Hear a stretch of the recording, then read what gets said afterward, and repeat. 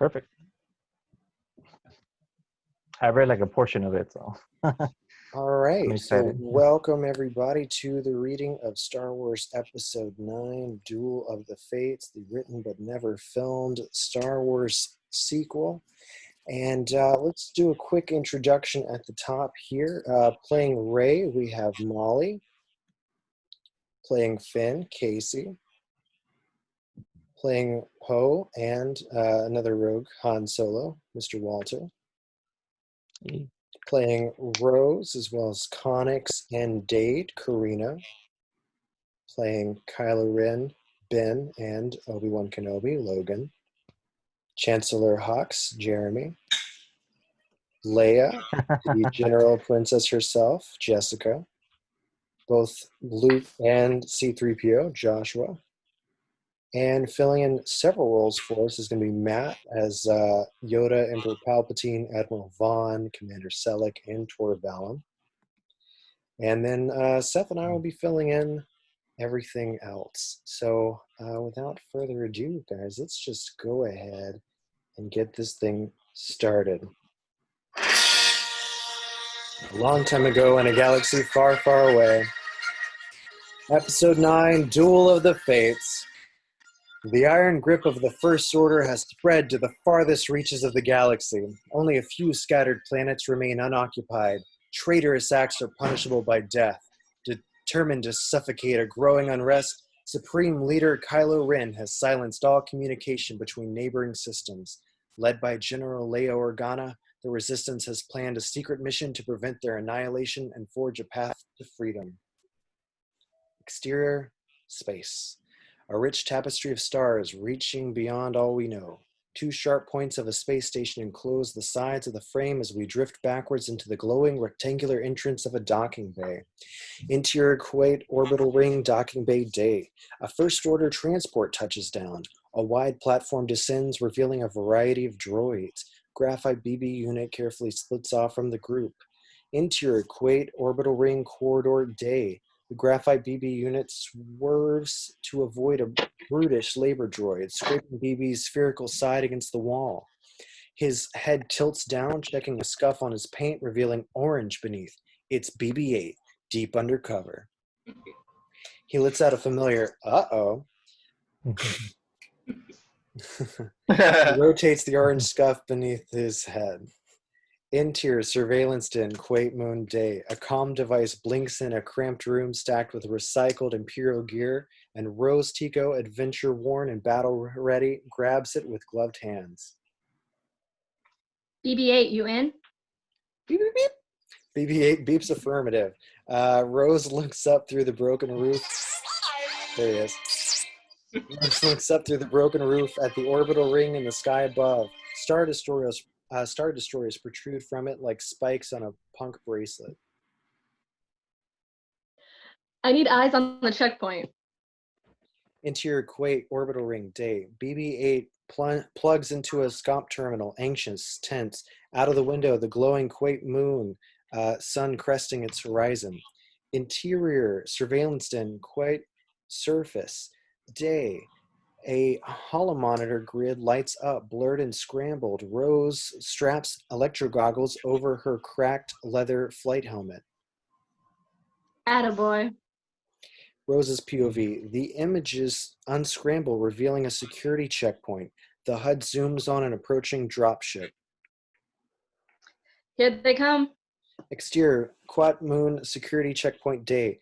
The dropship touches down in a canyon of white and blue sedimentary rock, kicking up a storm of silver sand. Stormtroopers shield their eyes as the craft spits out a new batch of migrant workers from all corners of the galaxy, aliens and humans submitting to the First Order in exchange for safety and a scrap of food.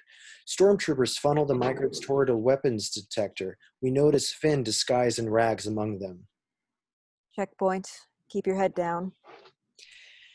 Robed human nods, face hidden under dusty headwear. A bottleneck quickly forms. The ragged aliens bark at each other in a dozen languages. A beast-like Drovian shoves Finn. Whoa, hey. No trouble here. The Drovian grabs Finn's neck with a single hand and lifts him up, teeth bared. Trouble. Trouble. The robed human steps between them. Poe Dameron. Easy, pal. Poe pulls a dried, three-eyed pecto fish from a leather pouch beneath his robe. Here, I couldn't finish it. The Drovian eyes the fish, drops fin, and eats.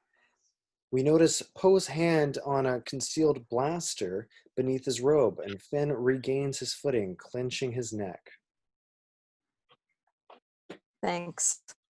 Poe shoots him a tense look. They move toward the scanner. How will we know if BB-8 hacked the mainframe? The weapons scanner alarms. Stormtroopers pull a mangy Godel out of the group. He pleads, pointing desperately to his metallic horns, and blasters fire. We'll know. Poe and Finn step into the weapons scanner. Just as they enter, the machine shudders and clicks off. We lost power. Hold the line. Stormtroopers step in front of the scanner, blasters smoking. Finn and Poe eye each other, tense. Interior, Kuat orbital ring, day. BB-8's links stutters and spins. The Stormtrooper drops a crate of spanners nearby. BB-8 startles as they clatter to the floor. Droids sweat. Exterior, Kuat moon, security checkpoint, day. The Stormtrooper smacks the console. It powers up again with our armed infiltrator standing inside it. No alarm. Go on, get moving. Our guys exhale, still alive. Exterior, Kuat workers' colony, day. Poe and Finn pass through the border wall to reveal a vast migrant settlement. Modular housing painted with colorful symbols from each worker's homeworld. A vibrant melting pot. The orbital ring looms above, connected to the planet's surface by a massive power shaft plunged directly into the core. It glows blue with the ship fueling energy mined here. Poe locks eyes with Biss Kova, a furry alien watching from a machine shop. Biss taps his cheek. Now your guy? Nearby, a suspicious Tusken, face wrapped. The Tusken eyes Finn and Poe as they follow Biss Kova inside a hut. Interior, migrant hunt, day. A big-cheeked, hairless alien baby bounces in a hanging sea cow stomach, while Biss's partner, Dal Kova, brushes an unappetizing roast with melted fat. Rose emerges from behind a beaded curtain in the back. You said 2 days. I've been here 2 weeks. This place doesn't seem so bad. Good people, terrible food. Rose rolls a canvas map onto the table. This is our access point. She drops a hollow chip. It projects the orbital ring and the power shaft plunging from it into the moon's core. This power shaft delivers raw ore to orbital ring, detonation directly into the energy stream. Here will cause a chain reaction. A blinking holographic light shoots up into the orbital ring, causing a series of explosions around the entire structure. And take the whole thing down. Finn looks up through the broken roof at the orbital ring above, a dozen Star Destroyers fueling up. Along with their new fleet. How do we know they haven't detected BB-8's signature? The alien baby starts to cry. Rose picks up a rattle and shakes it. There's a lot we don't know. That's why I voted for the other plan. This is when we second guess the plan, right now? Rose sticks a finger into the alien baby's mouth. We can take out the enemy's fuel source and be light years away, but they'll know what hit them. But we have to move now. Finn and Poe regard this odd moment. Rose really has been down here a while. Okay, let's blow this thing and go home. Exterior, Kuat, Colony, Day, Poe, Finn, and Rose move past migrant workers towards the massive power shaft base extended to the sky. The Tusken follows them in the deep background. BB-8, don't worry, I'm alive. Unlock the power shaft doors and get ready for that shuttle. With that shuttle. Interior, Kuat, orbital ring, Day. BB-8 detaches his scompling and speeds down the corridor. Exterior, Kuat Colony, power shaft base, Day. A trio of space gray mech troopers guard the door. Whack! Poe makes short work of the first mech trooper, knocking him unconscious. Finn and Rose quietly take down the other two with electric shock rods. Poe unlatches a device from the mech trooper's belt, throws it to Finn. He scans it on the wall. Interior, power shaft base, Day. A massive cylinder of particle energy rushing upwards. Finn, Poe, and Rose approach it and gaze up, dwarfed. We'll have 20 seconds before detonation, give or take. Give or take how long? Poe hands out 3 flying thermal detonators. Nice and easy. Just like pinching tomato stick. We didn't have that. Oh, we're going now? Poe underhand tosses his charge into the stream where it rockets upwards in the particle flow. Rose throws hers. Finn chucks his like a live grenade and runs. BB-8, bombs are on the way. We'll meet up at the relay point. Interior maintenance shuttle dock day. BB-8 rolls into the droid slot with a tiny maintenance shuttle, old and forgotten. The ship powers up. Exterior Quat colony. Power shaft base day. Our heroes exit through the maintenance door to find themselves face to face with a platoon of stormtroopers and mech troopers. Drop your weapons. Migrant workers crane their necks from the village. The masked Tusken lurks among them. Poe eyes the orbital ring, anticipating the explosion. Distraction in 3, 2, 1, now! Poe dives, rolls, head covered, but nothing happens. Interior Quat orbital. Command center day. A first order officer rushes to alert Steely Admiral Vaughn. Screen graphics show a contained blast in the power shaft. Blast shields have contained this explosion, Admiral. All systems stable. Vaughn looks down at the glowing Quat moon below, scoffs. Their outdated tactics are pitiful. Exterior Quat colony, power shaft base day. Rose and Finn look up at the orbital ring, fully intact. Any second now. Suddenly, a high-pitched wail spins them around. The hooded Tusken steps forward. Blades of blue light flash from its gloved hands. It's holding a dual lightsaber. The Tusken takes down everything in its path, lithe and deadly with the blade. Finn, Rose, and Poe duck and fire away until they are surrounded by bodies, blasters smoking. The Tusken's mask hits the ground. It's Rey, not the girl we last saw. A grown woman, powerful and strong. What are you doing here? Rey spins and blocks a laser blast we didn't see coming. Her robes fall from her shoulders, revealing a battle-ready outfit of all black. A simple thank you would do. She throws the double blade like a boomerang, ducks behind a power regulator as the spinning saber slices all in its path, then rises in time to catch it. This is a new weapon of her own design, made from the pieces of Anakin's broken lightsaber and her own staff. She wields it with grace. Poe ducks behind a generator, yells through lasers at Rey. You shouldn't have come here. You'd rather be killed. If it means you're safe, yeah. There's something more behind those words. Now's not the time. Definitely not the time. She force pushes a pack of 8, sending them clattering. The migrant workers point to Rey in awe, whispering, reverent. The children cheer, speaking a word they all know. Jedi! Jedi! Jedi! Jedi! More stormtroopers flood into the square, but the migrants block their path to protect Rey. Some throw rocks, others swing with hammers and tools. It's inspiring, a promise of revolution. Rey, we gotta go. Rey hesitates, wanting to fight alongside these people. I have to help them. Poe eyes more troop transports and incoming TIE fighters. Not here, not now. Rey knows he's right, but it kills her inside. She reluctantly follows her friends through the blast door. Finn moves to follow them, but his ankle is grabbed by a fallen stormtrooper, helmet blasted open. They lock eyes, with recognition, a memory from long ago. Finn pulls free and continues on, but he's shaken. Interior Quat Orbital Command Center day. An officer races to Admiral Vaughn. What happened down there? The last Jedi is with them, sir. Vaughn's Alert confidence. the Knights of Ren. Exterior Power Shaft Core day.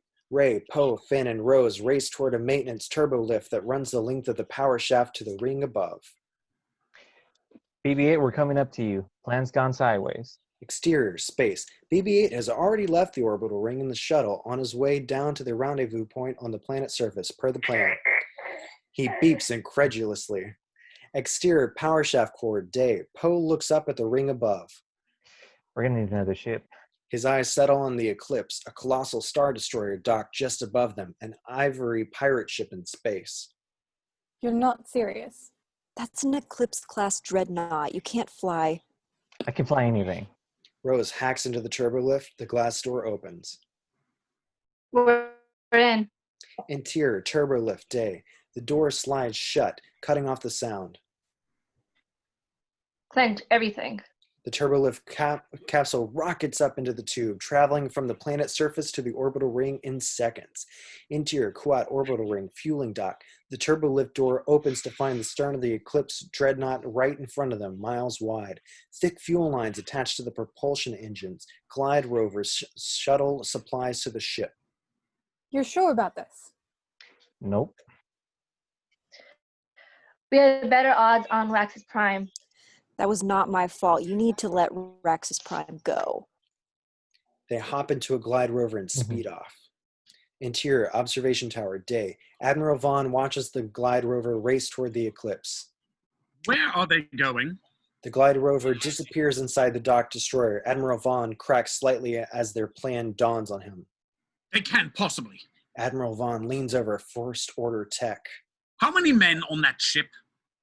Just the bridge crew, sir. The rest are on dock leave. Interior Eclipse destroyer, bridge. A massive navigational bridge dense with First Order crew. A laser blast spins them around. Rose cocks her heavy weapon. Finn seals the door. Who's in charge here? I am. Great. I'm your new pilot. Where does the pilot sit? Ray loses patience, waves her palm toward the officer. You will set a course for the neuron system. Set a course for the neuron system. The crewmen turn and take their positions at the console, mind-tricked en masse. Poe and Ray take the helm, pressing buttons, guessing. Cold start the engine. We could jump right to hyperspace if we overheat the laser cannon drive. The exhaust will spill over. Into the propulsion system. We can freeze the chamber. Poe looks to Ray as they flip switches, a gleam in his eye. Don't you see? You and I, how we... Not the time. Finn sits at a massive control board with 100 buttons. Okay, I'm going to need very specific instructions. Rose goes to work at the nav console. Shields up. Setting calculations for light speed. Let's go. Don't rush me. I messed this up and we'll fly right into the sun. Finn taps a screen in front of him. The ship's exterior lights click on. I found the lights. I turned on the lights. One of the crewmen snap out of his mind trick, eyes Finn. Who are you? Whack! Finn knocks him out cold. Let's get somewhere else fast. Working on it. Poe eases his hands into the steering rig. Who uses an inverted control yoke? Exterior Quat orbital space. The Eclipse roughly disengages and scrapes its way out. Fuel conduits unhinge and spit blue energies, slicing through the dock's infrastructure. The ship's exterior lights blink on and off in patch grids. Heavy cannons fire on the Eclipse's shields. Interior Eclipse destroyer, bridge, space. Poe leans back. The craft dips down. The black empty part is where we should be pointing. I'm trying. Everything's backwards. Finn looks out the window at the planet rising into view as they tilt further down. I can fly anything. Poe gains control of the craft's trajectory, but not its axis. They are inverting. The planet rolls from the bottom of the massive front window to the top. Okay, we're rolling now. Do we have the droid? Exterior space. BB-8's maintenance craft is hit, burning, engineless, 50 feet from the dock. He'll never make it. BB-8 now! BB-8 has to act. He ejects himself from the droid socket, floats 50 feet through the cold, empty space, passes through the oxygen shield, and lands inside the hangar with a clang. Interior Eclipse destroyer, bridge day. BB-8 beeps affirmative on the comm link. We got him. Rose's console flashes. Good for light speed. Ray leans past Poe and shoves the hyperdrive hell forward. Bars of light stretch out before them.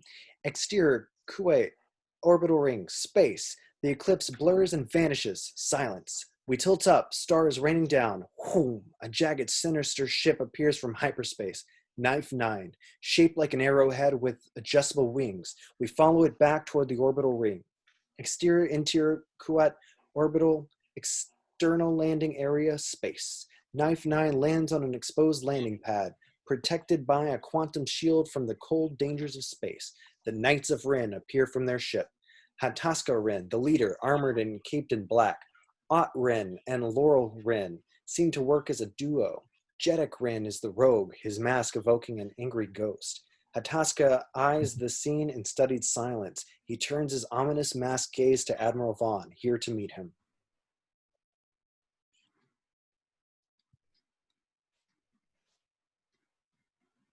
To you, Matt, middle of 15. Sorry, I've lost the page here. Shoot.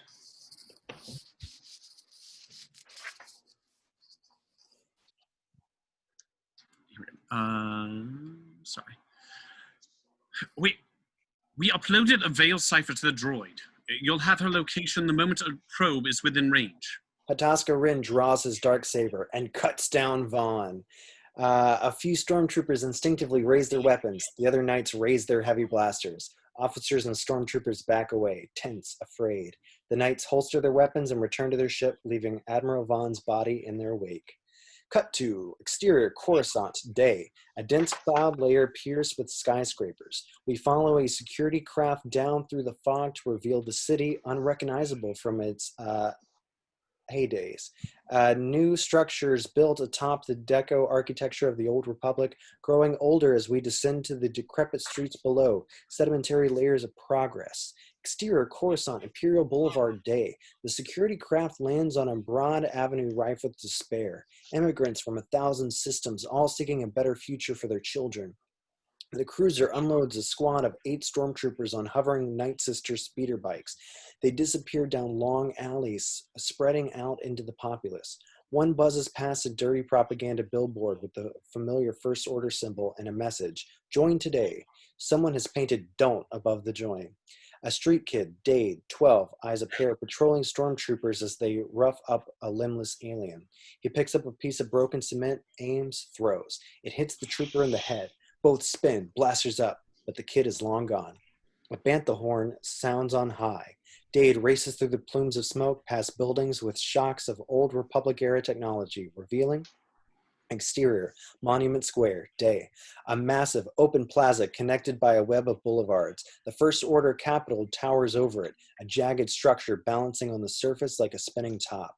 Thousands are gathered here. All eyes are on a dais where Capitol guards hold a ragged, hooded figure before the crowd.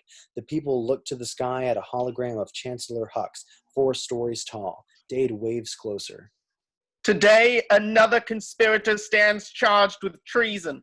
The guards remove the conspirator's hood, revealing Biskova, our alien on the ground from the Kuat colony. Though support for his cause has all but vanished, let this day remind us of the consequences for defying our supreme leader. The Capitol guards lead Biskova to a guillotine with a hissing light blade poised above. He stares silently ahead. Kylo Ren is not without pity, just as the traitor before you is not without remorse. And so he offers to spare this man's life in exchange for the location of the resistance base. Biskova remains defiant. Hux's hologram grows irritated. Kofa Rabiva Tora Familia. So be it. Biskova is placed in the light blade guillotine. Kofa Rabiva Tora Familia. Kofa Rabiva Tora Familia. A woman in the crowd covers Dade's eyes. He peels her fingers away, an anger burning within. The light blade falls. Interior, Capitol corridor, day. Chancellor Hux, hair streaked with gray, looks down at the thousands gathered in Monument Square. The people are a distant blur from here. Boot heels click, revealing Commander Selleck, Hux's second in military command.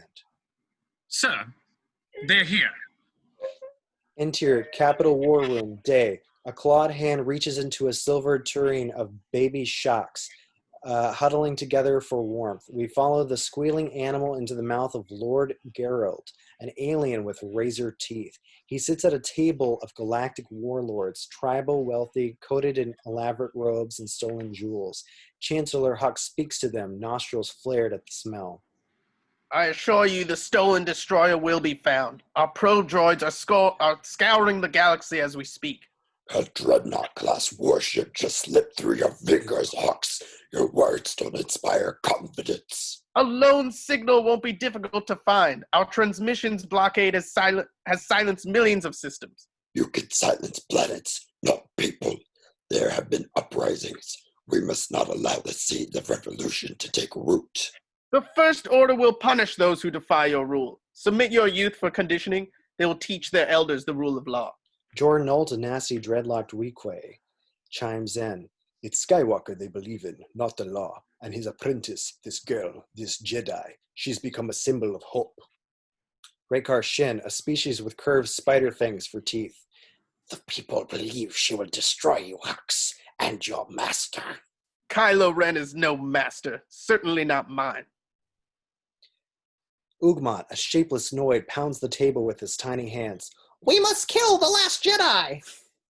The Knights of Ren have been dispatched to eliminate her. Our fate in the hands of zealots. You ask for our confidence, yet provide nothing to inspire it. Where is Kylo Ren? The Supreme Leader will return when he acquires the knowledge he seeks. The warlords eye each other, not satisfied with that. Win. Hux seethes, speaking through his teeth. Soon. Exterior, Mustafar, day. The terrain is obsidian-like, black and reflective. Jagged mountains spike in the distance. A cloaked figure in tattered robes rises into frame. Kylo Ren, bearded and weary. He checks the stars for navigation, climbs over a rock precipice to reveal Vader's abandoned castle in the distance. A drone droid, VX-20, floats just behind him. Stay here. Interior, Vader's chamber, night. A forgotten, decrepit cathedral, crumbling, pieces of structure litter the ground, untouched for decades. Kylo lights his red crossguard lightsaber, holds it up as a torch. Tiny creatures scurry at the disturbance. A haunting wind blows against his cheek, chilling him. Leave me alone. This is where the dark path leads, an empty tomb. Luke Skywalker's voice, haunting his nephew like a spirit. And where did your path lead? You're a ghost. I know what you're searching for, Ben.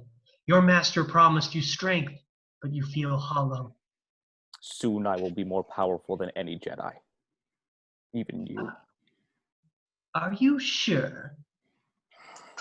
Kylo snaps, spins, and swings his lightsaber at empty space. With a billow of cold wind, Luke's spirit is gone.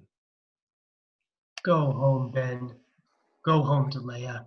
Kylo is shaken, but on the altar beyond, the artifact he came here to find, a Sith holocron. He kneels before it, holds out his palm, channels the Force.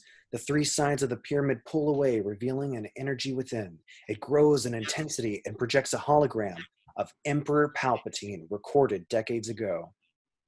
Lord Vader, young Skywalker will soon be ours. I have foreseen it, but we must prepare for the unforeseen.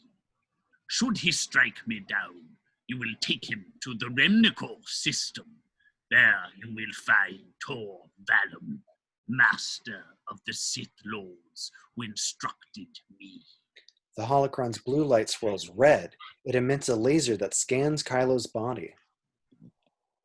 Here, the son of Skywalker will acquire a great ability beyond what you could hope to command in your damaged state. With it, he will harness the untapped power of Mortis. At last, we will realize. The holocron alarms. Kylo Ren is not Darth Vader. Palpatine's image stutters. Destiny. Potential. A blast of red lightning shoots from the pyramid device into Kylo's eyes. The invasive pulse of energy spreads over his face like a cancer. Horrible, raw, purple veins streak through his skin. He screams in deep, unbearable pain. Interior, resistance base. Korolev, day. A pair of blue eyes snap open. Ben. Leia Organa grips a stone wall, regaining balance. Her hair is long and gray, her robes white.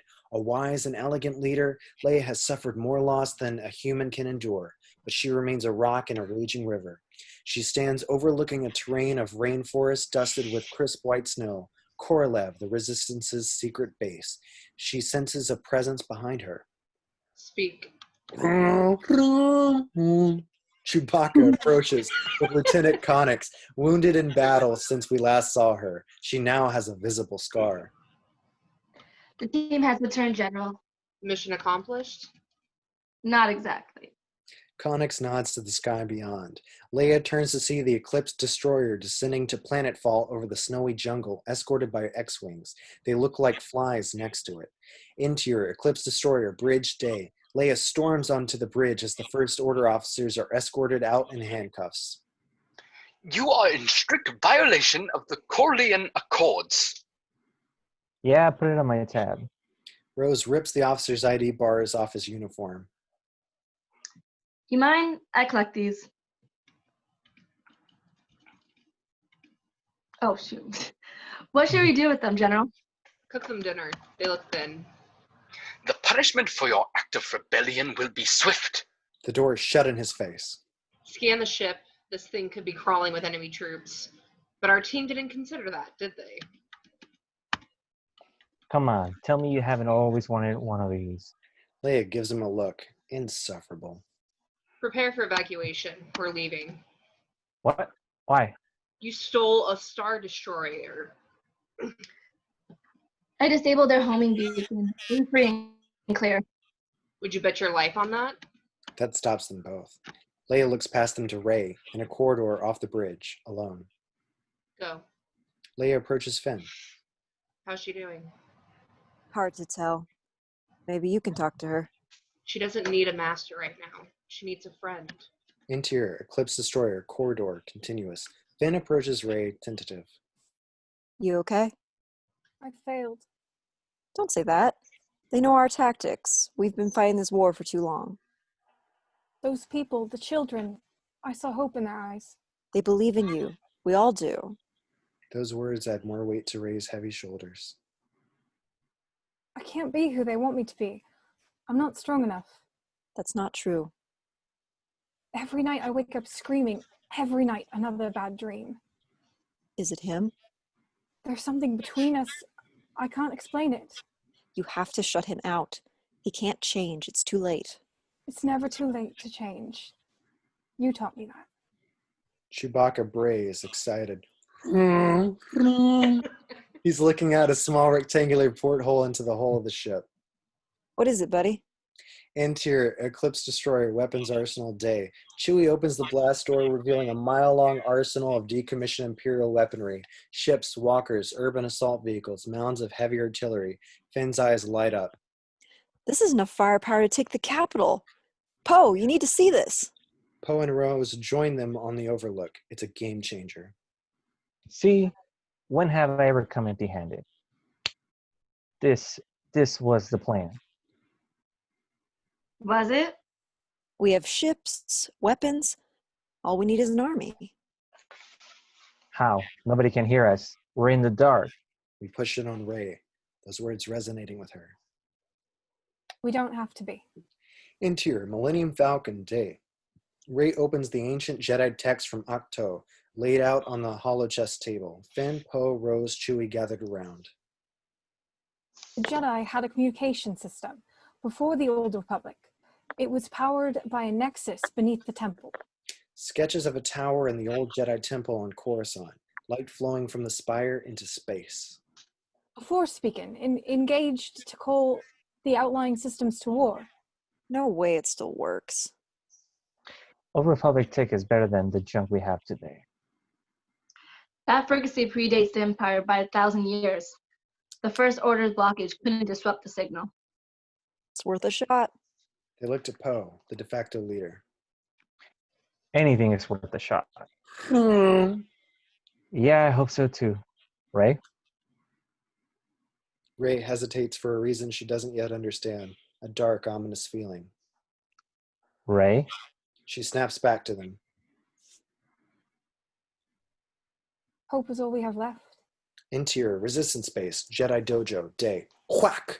A wooden bow stick hits a pillar, coughing dust. Light pours through an open sinkhole onto an elaborate wooden Jedi sparring post. Extensions on all sides like branches of a tree. It moves, rotating at the base, limbs spinning. Rey combats it with aggressive elegance, blindfolded. She spins, ducks, leaps, climbing while fighting. Thump! A swinging post connects with Rey's back. She hits the ground hard and winces in pain. Your pain is an illusion. It isn't, actually. She braces herself and attacks the post again. A double flip and Rey sticks the landing. but then she falters, sensing a disturbance. Exterior, First Order Capital, landing pad, night. A pair of porcine Ugnaughts push a levitating stretcher away from the TIE silencer. On it, Kylo, in worse shape than we left him, damaged veins stretching down his neck. Interior, medical bay, night. Kylo screams on an operating table, surrounded by medical droids. Layers of Mandalorian iron are smelted to his face, a discomfiting sizzle as they work. Kylo grits his teeth. Interior, resistance base, Jedi Dojo, day. Rey touches her cheek, feeling a sharp but distant pain.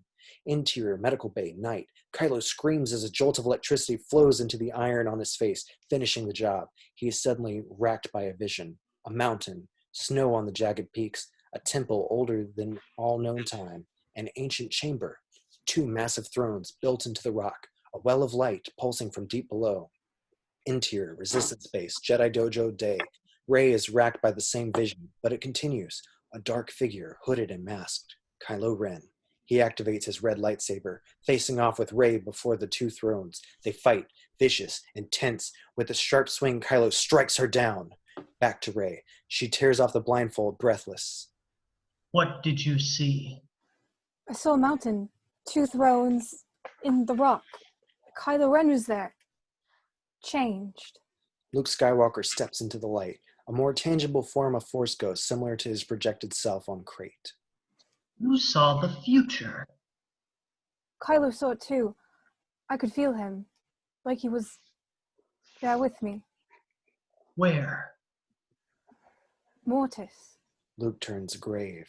He sits as Obi-Wan once sat beside him. What do you know of Mortis? It's an ancient place. From a time before the Jedi, before the Sith. 2 thrones, 2 powerful beings. One of darkness, the other of light. Together they brought the balance. But it's a myth. So was I, if you remember. Luke is almost present now. All traces of blue light are gone. Beneath the temple of Mortis lies a power beyond anything the Jedi have ever known. If Kylo reaches the temple, all we fought for will be lost. You have to confront him. You want me to kill Leia's son? The Force guides us towards balance. It doesn't always show us what we want to see. Rey scoffs, petulant, angry. Balance. Dark suffocates the light. Light extinguishes the dark. Over and over. How is that balance? I know that anger. I had it too. My father had it too. So says my master, and his master before him, 1,000 masters, so eager to tell us how to live. She looks through an arched opening at the resistance base below. Finn and Rose calibrating a grappling cannon. Poe and Chewie working on the Falcon. I spent my whole life wanting a family.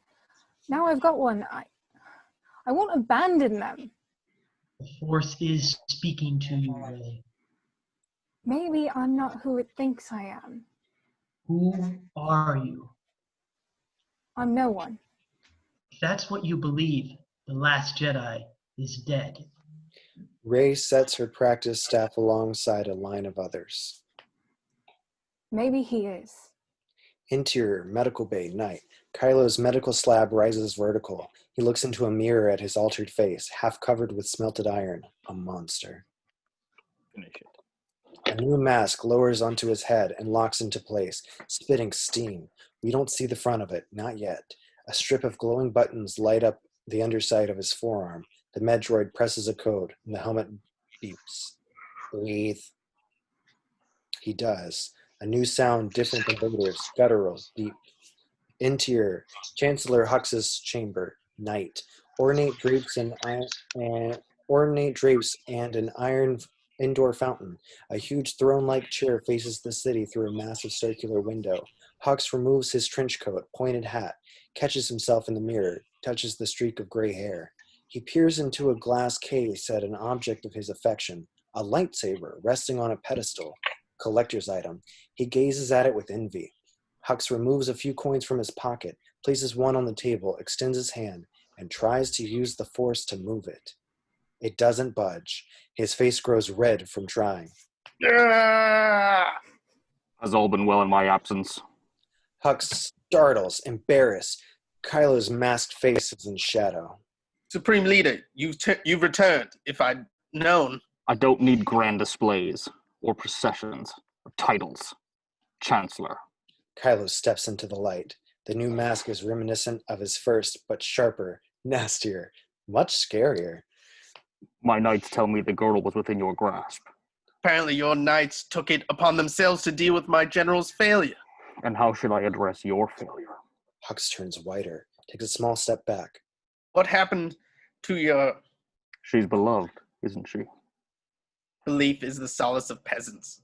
The people cling to folklore, but they fear the First Order. They fear me. Soon I will command the Force in ways unseen since the ancients. The power described in the Sith text. You found it. It's within my reach. The ability to destroy a planet will be insignificant. What are your orders? Find the resistance. Wipe them out. And the girl? Leave her to me. Interior, resistance base, briefing room day. A hologram of the Capitol lights up. Poe stands before the resistance leadership, Leia nearby. As you know, the First Order has silenced communications between all neighboring systems. The source of all blockage is the transmission jammer deep in the First Order, capital of Coruscant. Here. Capitol hologram blinks, zooms, a cube within. So far, we've been unable to find a weakness. No thermal exhaust port, no oscillators. In other words, they're onto us. Leia smiles. He's great. Our forces are too depleted to mount a direct assault, but we've found an alternative. The Capitol hologram dissipates to make way for a new structure, the Jedi Temple, a familiar five-spired building. An analog system from the days of the Old Republic. Schematics of an ancient machine powered by kyber crystal. A small team will activate the beacon and summon the galaxy to war. The hologram demonstrates a light shoots from the center spire and connects 50 other planets like dots. When they succeed, the rest of us will be ready. Finn steps forward, eyes alive. I'll lead the team, General. I'll lead the team, General, but I'll let him think he's doing it. Leia turns Rey, her conflict. Right?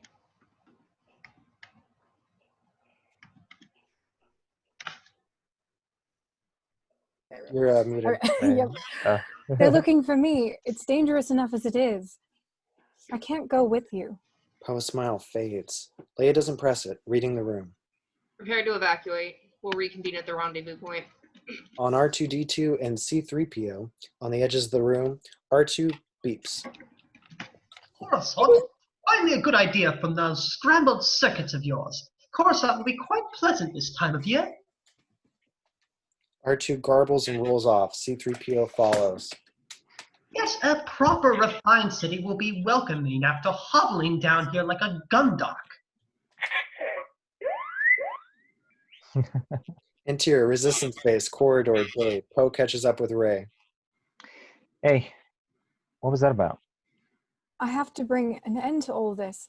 I have to confront him. You're just gonna confront him? Who talks like that? Jedi do. I'm new to this. Okay, I'm going with you. No! I have to go alone. Is that in your book too? Where is this competition going to happen? Mortis. It's the unknown regions. Mortis is a myth. It isn't. I saw it. Oh, you saw it? And how do you plan on finding it? I'll figure it out. Rey walks away. Poe follows, determined. Oh, right. Hey, look. Simultaneous.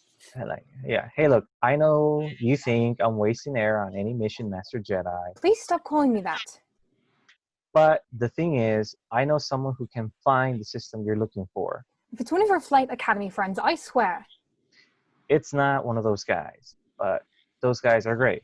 Because they are unreliable at best, and I'm being nice. She's a navigator, lives on Bonodan, force sensitive, like you. Not exactly like you. Spice diggers used to pay her to find deposits on asteroids. Do you trust her? She's a little off, but if this place exists, she can find it. Ray softens. Poe is standing closer than he's ever been. Hey, I get it. No attachments. Jedi path. I've read that story too. But I'm just saying you don't have to do this alone. On Leia, through layers of pilots, notices Ray and Poe in the corridor, recognizes the romantic tension. The glowing look quickly turns to concern. On Poe and Rose, Finn tightens. I I didn't see that think it's coming. meant to be on Finn and Rose. On Finn and Rose, Finn tightens a bolt on the grappling cannon. A loud clank startles him. He closes his eyes, left hand shaking. Hey, it's okay. Finn's past has followed him for years. Memories of friends kidnapped and conditioned to serve. One of the stormtroopers on Quate. I knew him. We trained together when we were kids. He looked so scared. I remember that feeling. I don't think that feeling ever goes away. Can't let more of them end up like me. It has to stop. Rose puts a calming hand on his, and he breathes easier. That's what we're fighting for. Interior, Kylo Ren's chamber, night. Kylo gazes down at Darth Vader's burned mask, speaking once more to the grandfather he never knew. I understand you now. Your weakness, your pain. You allowed love to cloud your judgment. I will succeed where you failed. He grips Vader's mask and exits onto his balcony. 1,000 feet up, a layer of clouds below, stars above. Kylo holds Vader's mask out over the edge and lets it go. It plunges below the clouds and shatters. Interior, TIE silencer, night. Kylo Ren lowers into the cockpit. His drone, VX-20, settles into the data lock over his right shoulder. Set a course for Remdicor. VX-20 beeps in affirmation. Interior, war room, night. Hux watches Kylo's TIE silencer fly into the starfield above. Goodbye, Ren. Commander Selleck approaches. Sir, one of our probes picked up the droid signal. We've found them. Ready my ship. I want to witness their extinction myself. Shall I inform the Supreme Leader? No. Let Kylo and the girl fulfill the empty promises of their ancient religion. In the end, they'll destroy each other, as Jedi and Sith always have. Then we will rise, strong, decisive, ready to bring true order to the galaxy. Commander Selleck eyes Hux, unnerved by him. Prepare the attack. Exterior, Resistance base, spacecraft hangar, day. Buzzing energy as the Resistance evacuates from the base. Poe and Chewbacca load up the Millennium Falcon. Because I'm not sending her out there alone. That's why. Look, will you trust me? Nearby, Rose and Finn load up the Phantom Hawk, her junky but reliable ship, pieced together from parts. Rose has the hood open, tinkering with the innards. This is a Corellian hyperdrive, R2. Do we have a key code for this? R2-D2 projects a hologram of key codes, finds a match. This is every hyperdrive key in the old Imperial fleet. They still use these? R2, where'd you get this? Oops. I told you to erase the data from Bespin's central computer. You don't know where it's been. Finn looks past the droids to Rey, loading up the Falcon with Poe and Chewie. He approaches her. Guess this is goodbye. Don't say that. You've come a long way since Jakku. So have you. They trust you. They should. Finn and Rey hug. They say nothing, but it means everything. Poe appears, BB-8 rolling alongside him. We should get out of here before... Oh. Finn pulls Poe in strongly and hugs him. Take care of him. I will. Finn swallows his emotion and forces himself away to the Phantom Hawk, where Rose sweats under the engine bay. No, hop on board. Relax. I'll handle all of this work. Rey watches Finn board the ship, nothing but love for her friend. Beyond the Phantom Hawk, Leia approaches. Leia, You don't have to say it. Right. She's force sensitive. I can save your son. I believed that once. Like you. There's good in him. There's good in all of us, but the boy I knew is gone. Ray, be careful. Master Luke trained me well. Some things you can't train for. Ray follows Leia's eyes to Poe, caught staring at her just as Chewbacca tosses him a wrench. I don't... What? Come on. I know how complicated this is. I can't. There are rules. Jedi rules. Written by who? Some old man 1,000 years before you were born? Leia speaks to Ray like her own daughter. My whole life, I heard one word, balance. I never really understood what it meant until the first time I saw you. I heard that word again, like it was whispered to me. Balance. Leia takes her hand, intimate, close. You're not like my father or my brother. You're new. Whatever happens, remember, the Force chose you, Ray. Your story isn't written by anyone else. Boom! A massive blast shakes the mountain. Dust crumbles, alarms blare, massive blips on radar screens. Resurgent class Star Destroyer detected. We're taking fire.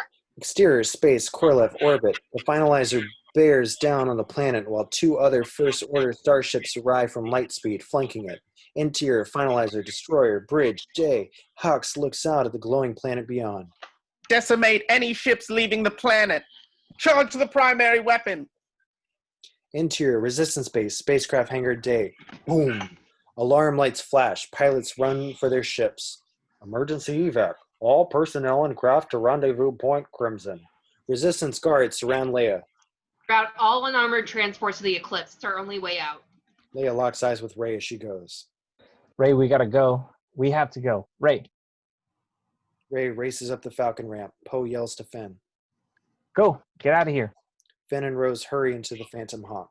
Transports and fighters fly out of the hangar toward the waiting Eclipse, hidden in a deep canyon. Interior, Millennium Falcon, cockpit, Day. Ray and Poe instinctively spin into the pilot seats. Chewie doesn't like it. He roars. I know. Your seat. Chewie bangs the walls. That's his damn chair. We talk about this later. Interior, Phantom Hawk, Day.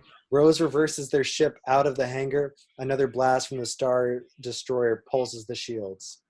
I'm afraid our shields cannot withstand a super laser of this magnitude. Tell me the odds, 3PO. I like numbers. Ben watches the Millennium Falcon rise out of the sinkhole. Good luck, Ray. Interior, Millennium Falcon, cockpit, Day. Ray answers Finn as if he's next to her. You too. The Falcon rises out of the deep sinkhole to the surface where the jungle is on fire. Laser blasts pound the mountain base from above, relentless. Just inside, the shield bearer, transports, and fighters fly into the open docking bays of the Eclipse Destroyer like bees into a hive, safe inside. Interior, Eclipse Destroyer, bridge, Day. Leia takes her command position on the bridge, now fully manned by Resistance personnel.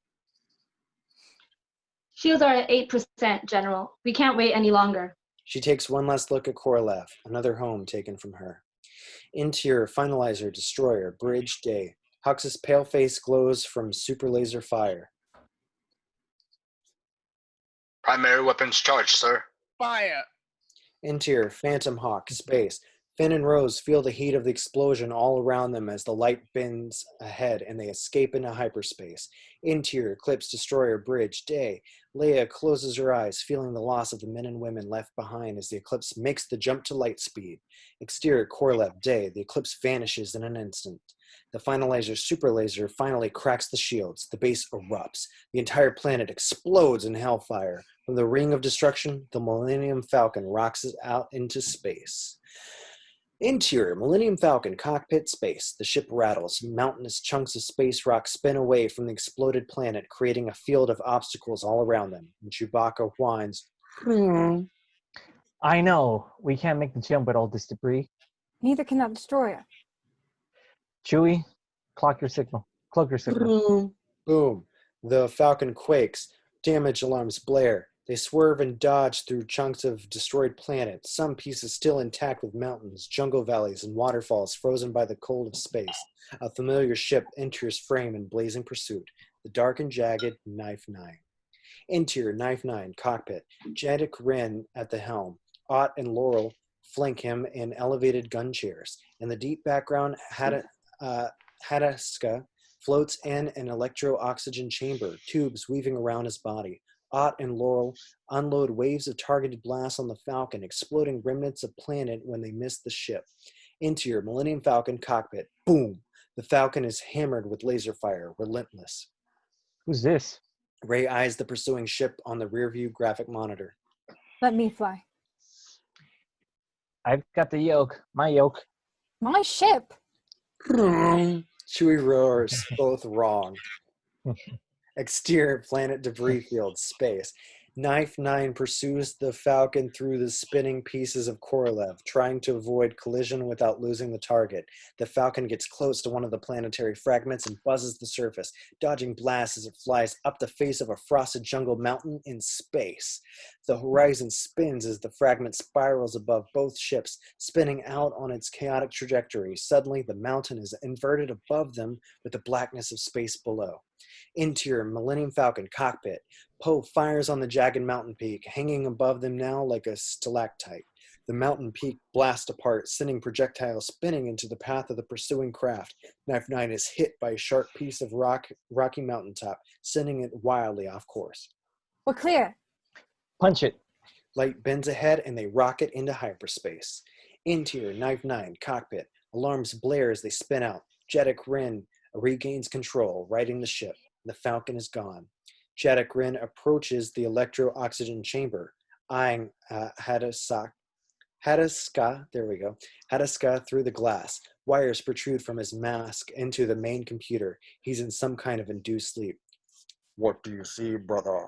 Jeddak places a hand on the glass. Suddenly, Hadaska does the same, hand flat on the glass against Jaddak's. Laurel and Ott look on, waiting for the answer. Jaddak's head tilts up. He nods, removes his hand from the glass. Set a course for Bonadon. Exterior, Rimnacor, night. Kylo's TIE silencer enters the atmosphere of a cold black planet veined with silver. It touches down on a ridge overlooking a wide valley of obsidian-like terrain. Frozen trees and windswept shapes. Flows of white lava. Exterior Rimnacor fortress, night. Kylo approaches an ancient stone military battlement consumed by time. Skeletons of fallen war beasts litter the terrain. Whatever battle happened here, it ended centuries ago. He passes empty suits of armor, robes draped over broken shields, flags flutter in the wind. A Sith helmet on the ground, skull visible within.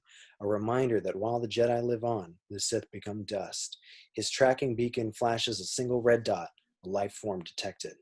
Interior Rimnacor fortress, courtyard, night. The door opens towards us, revealing Kylo, hand extended. He enters a circular chamber stacked with broken spacecraft parts, ancient military technology, and piles of silver ore. A glowing white fire crackles in a stone pit, and a voice whispers as he draws closer to the flame. Reveal yourself. Kylo's lightsaber ignites, a reflex action. Seek the Sith Master Tor Valum. I am no master.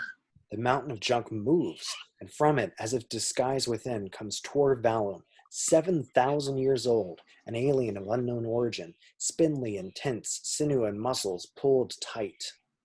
But I was once called Tor Valum. Kylo remains steadfast, dominant. You trained Darth Plagueis? That name means nothing to me. Kylo's lightsaber flashes in anger, settling inches from Tor Valum's taut, leathery skin. Does your life? Tor Valum regards Kylo, smiles with sharp teeth. You threaten me with death. How amusing. You are weak. I feel nothing. You feel what I allow you to feel, child. The creature extends a long finger, pointing to Kylo's mask. Reveal yourself. Kylo removes his mask. His face is vain, corrupted, worse than we remember. Tor Valum appears oddly entertained. You wish to obtain the power of those who came before. Take your place among the gods of Mortis. I do. To rule the galaxy without armies, without starships. Yes. Yet, You fear the frailty of your vessel. You need this power. Kylo's jaw tenses, and he nods. Kneel before me. Miraculously, Kylo kneels. You call yourself a Sith, but the Sith are unrepentant, remorseless. You're haunted by the past, your very existence. I have no regrets. You lie. Until you sever yourself from the past, your fate will be the same as theirs. Corvallo motions to the battlefield in the valley below. Empty Jedi Knight armor, vacant Sith Marauder armor beside it, withered husks of animals and men. The living force is nourishment. The more one consumes, the stronger one becomes. To take life is to cheat death. The creature lifts his body with his arms and walks on them. Kylo eyes his strange new master. Teach me. Exterior, Bonadon, sunset. The Falcon descends into a valley of cylindrical mountains rising over water spotted with junk boats. This planet exists in permanent sunset, lit by its bustling night markets. The Falcon lands on a multi-level docking array. It feels like a tower of lily pads, a visiting ship on each. Exterior, Bonadon, docking array, sunset. Poe argues with two stumpy Langalos, Oak and Sako, at the base of the Millennium Falcon's ramp. I know it's a Clarendon Light freight fighter, but you're going to say it's the Predator Cruiser and its registry. That's why I winked when I gave you the money. Understand? That's what's happening here. Oak and Sako chatter in their alien language, voices rising. Okay, which one of you is in charge? Because you're both the size of children where I come from. Rey exits the Falcon and Poe stops her. Whoa. You can't go out like that. You look like Jedi. What's that supposed to mean? Just tone it down a little. Chewie, will you straighten these guys out? Chewie takes over negotiations with the Langolese. The landing pads rotate and descend, lowering the Falcon's platform to water level, an elegant and fluid system. Poe leads Rey towards a toothless merchant selling jewelry and sari-like robes. How much for this one? Rey takes out her credits. The merchant shakes her head, closes Rey's hand around the money. Thank you. Chewbacca has one of the Langolese lifted off the ground, using him as a bargaining chip against the other one. Chewie, negotiate, persuade, quietly. Chewbacca shakes his head and whines. Translation, I am. Exterior, Bonadon, night market, sunset. Rey and Poe step off a junk boat ferry into a sensory overload of light, smells, and taste. Aliens and humans haggle over prices of artisan crafts and live animals. Packs of teenagers eat bizarre street food from market stalls. Kids laugh at buskers and street performers. A freak show hawker beckons them to a curtain booth. Come witness the frothing eye of Laurel Karn. They walk among the oddities and wonders undercover. Rey's colorful sari gives her an exotic elegance we've never seen. She uncomfortably adjusts her incognito hooded pullover. I like it. You look like a local. You've been here before? With my grandfather. I used to sell right over there. You'll never seen so many lights. He eyes her. What do you remember? Rey digs for a memory before her abandonment. My father. I will build starships out of wood. They could fit in your hand. Anything else? I remember love. That's why I waited for so long. But I must have imagined it. There were no one. Poe looks at her in the setting sunlight, wishing he could change the past for her, but unable. No one is no one. Rey takes that in. Then she spots a trio of mech troopers scanning the crowd ahead. Poe follows her eyes, puts his hand on his blaster. No. She pulls Poe into a market stall, eyeing them through the hanging cloth. An old female Utai peddler barks at them to taste the spicy clawfish soup she's selling. Kassan! Nip nip! No, I'm not hungry. She holds out the steaming ladle to Poe, encouraging, Nippy! Kassan! Kassan! One of the mech troopers looks in their direction. Okay, here, just shh. Poe drinks from the soup ladle. See? Mmm. His face turns red. He coughs from the intense heat. Utai and her friends laugh. Arno Taudi! No, it's good.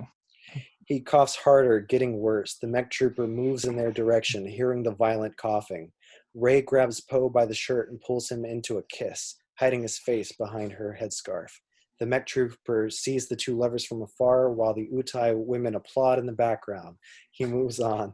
Ray and Poe pull apart. He takes a moment to recover. He's never kissed a Jedi. Did it work? I mean, I think so. Ray looks past him at the mech troopers walking away. So that wasn't... No. They eye each other, wishing the Force could stop time.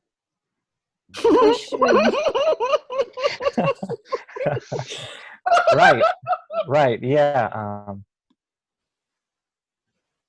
Enter Bonadon, Navigator's Den, a circular room draped with colorful silks. Devoted followers sit around the edges, smoking all manner of pipes and vaporizer devices. An electro-harpist plays ethereal music. Nomi, a tiny alien child who appears no older than 5, sits on a pillow at the center of a floor made of marbles.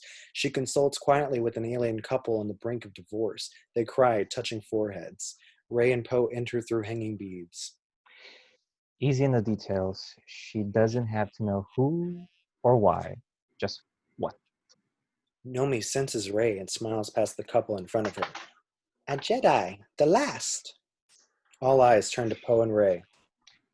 Or this, we can do it this way. Nomi nods to the couple before her, touching their chests. Go. Come. Sit. The Jedi and the man.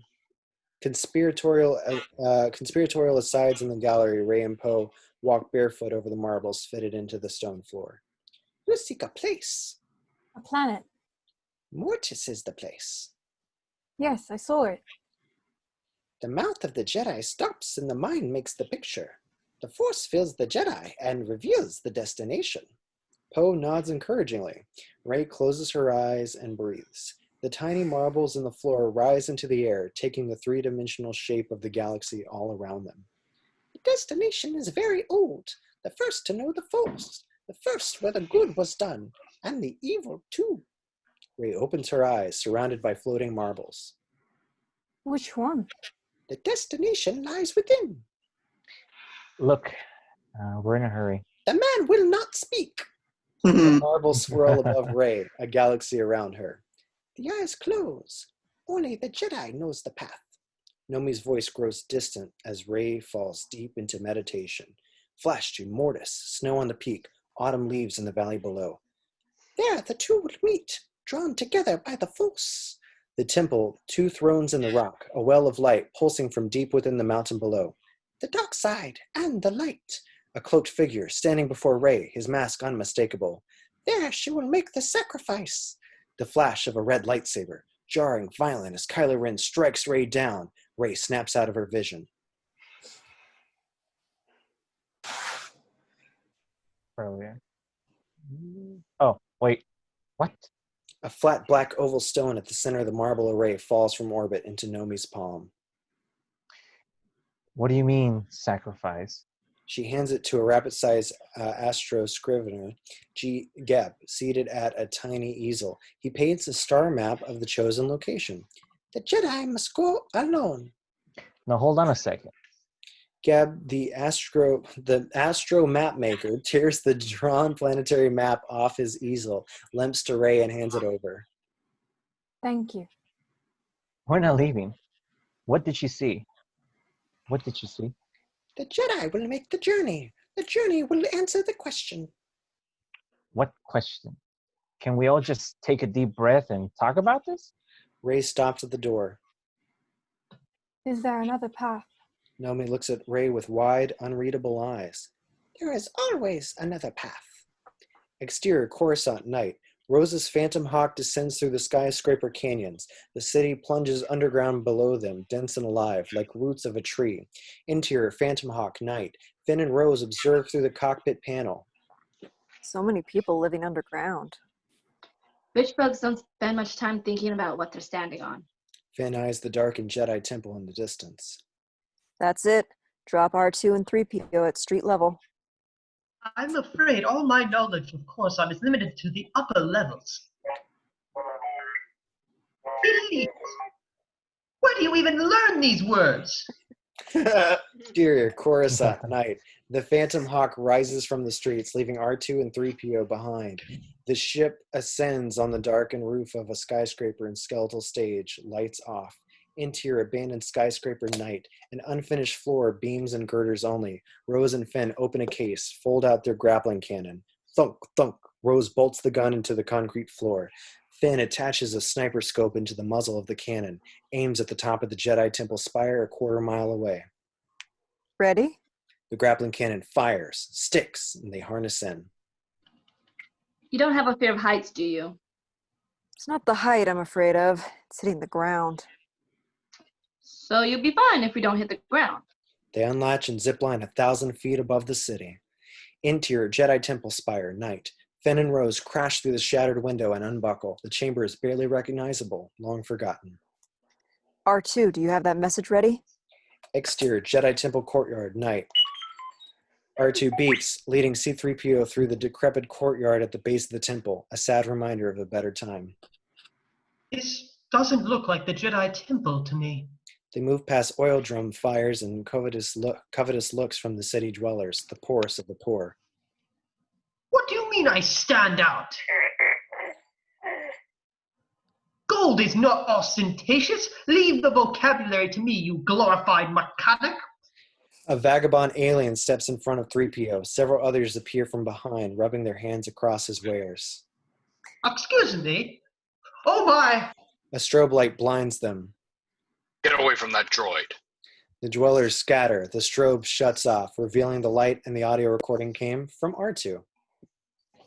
Thank goodness. Don't ever leave me again. R2 leads them through a crumbled wall inside the temple, revealing the grand entrance hall, Gothic arch ceilings over a massive kyber crystal mounted like a holy sculpture. Interior, Jedi Temple spire, night. Rose and Finn run their fingers along the smooth walls. Rose finds a pyramid-shaped socket. Found one. Finn finds another identical panel across the room. He unwraps a pair of crystals, throws her one. No! She catches it. 5,000-year-old kyber crystal? Very rare. You hand it to me. Sorry. They insert their crystals into the sockets. Ready?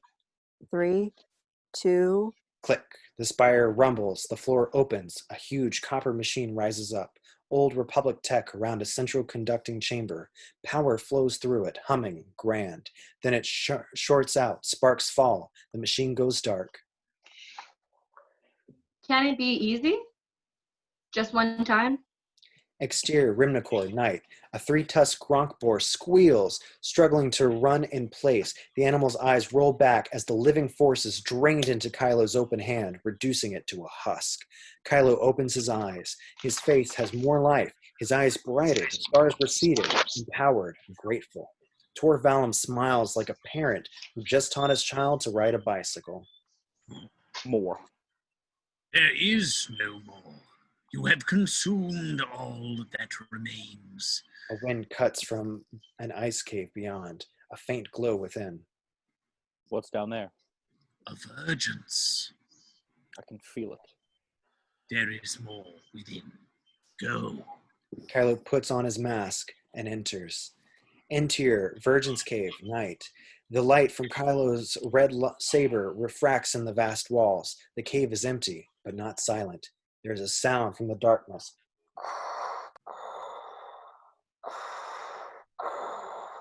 Breathing. From the shadows comes the hulking presence of Darth Vader. Kylo stands his ground, lightsaber up, unsure what is happening. Vader ignites his own weapon and swings. Kylo blocks. Vader strikes again, forcing the descendant of Skywalker to defend himself. It's a brutal fight, intense lightsaber combat between the two iconic villains, but Kylo is no match. Vader strikes him down. He screams in pain, falls to the ground. Kylo struggles to remove his mask, breathless, looks down at his chest wound, but it no longer exists. He is alone. Exterior, Rimnicord, night. Kylo staggers from the cave, angry, disoriented. Where is Mortis? The well of the living force, the source of the galaxy's birth. I want to be stronger than those who came before. Where is it? Kylo's eyes are alive, hungry. You are not worthy of its power. Not yet. Kylo reaches out his arm and force holds Tor Valum, delving deep into his mind. Where is Mortis? Tor Valum's smile goes away. He grits his teeth, pained as Kylo probes and extracts. Release me. I see it. Betrayer! I gave you knowledge. A mountain in winter. No. Fall. I gave you everything. I know. You've given me so much. The light of the living force drains from Tor Valum into Kylo's open hand. Thank you. The ancient being falls dead, reduced to a withered shell. Exterior, Bonadan. Outside Navigator's hut, night. Rey collapses, a powerful disturbance coursing through her. What is it? He's growing stronger. Poe looks around the market as if Kylo is nearby. We don't have much time. Interior, Jedi Temple Spire, night. Sparks fly as Rose welds the broken conductor into place. Will this old thing work with modern droids?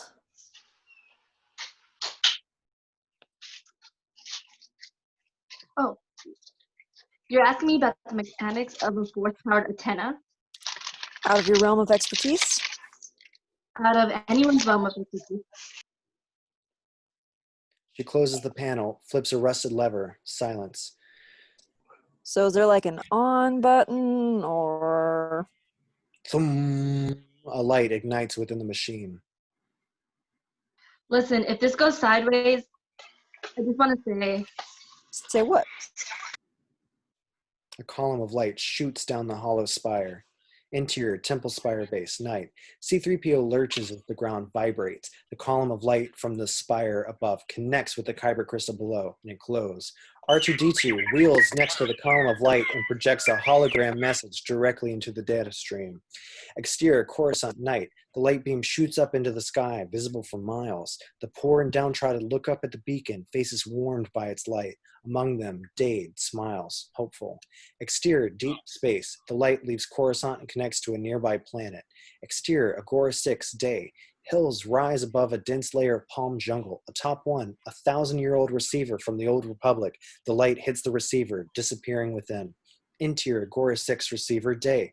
An old copper machine consumes the light. The gears spin and whirl. Monitors come to life with Arabesh code. An ancient Bindu monk rises to his feet, looks to the sky. He's been waiting for this a long time. Lights blink and flash as the machine decodes the data stream back into an image. Leia, elegant in her white robes. Exterior, Agora 6, settlement, day. Peasants in a bread line look up at the light hitting the receiver in the distance. Suddenly, a nearby R4 unit droid beeps wildly and projects the hologram of Leia. This is General Leia Organa of the Resistance. The receiver sends another beam of light from its core, angled on a different trajectory into the sky. Exterior, deep space. The beacon of light leaves the Angora system and connects to Wavit, a light blue planet further into space. Exterior, Wavit, shipyard, day. Workers look up as the light hits a receiver perched on a cliff overlooking the ocean. Suddenly, every droid in the yard simultaneously projects the hologram message from Leia. The time has come to forge a path to freedom. Interior, Mon Cala, fish bar, day. Mon Calamari paused to listen to the hologram emanating from several droid servers inside the floating eatery. The forces of oppression have ruled our galaxy for too long. Exterior, Gria, day. A village of floating straw huts on water. The light hits a man-made stone tower on the horizon.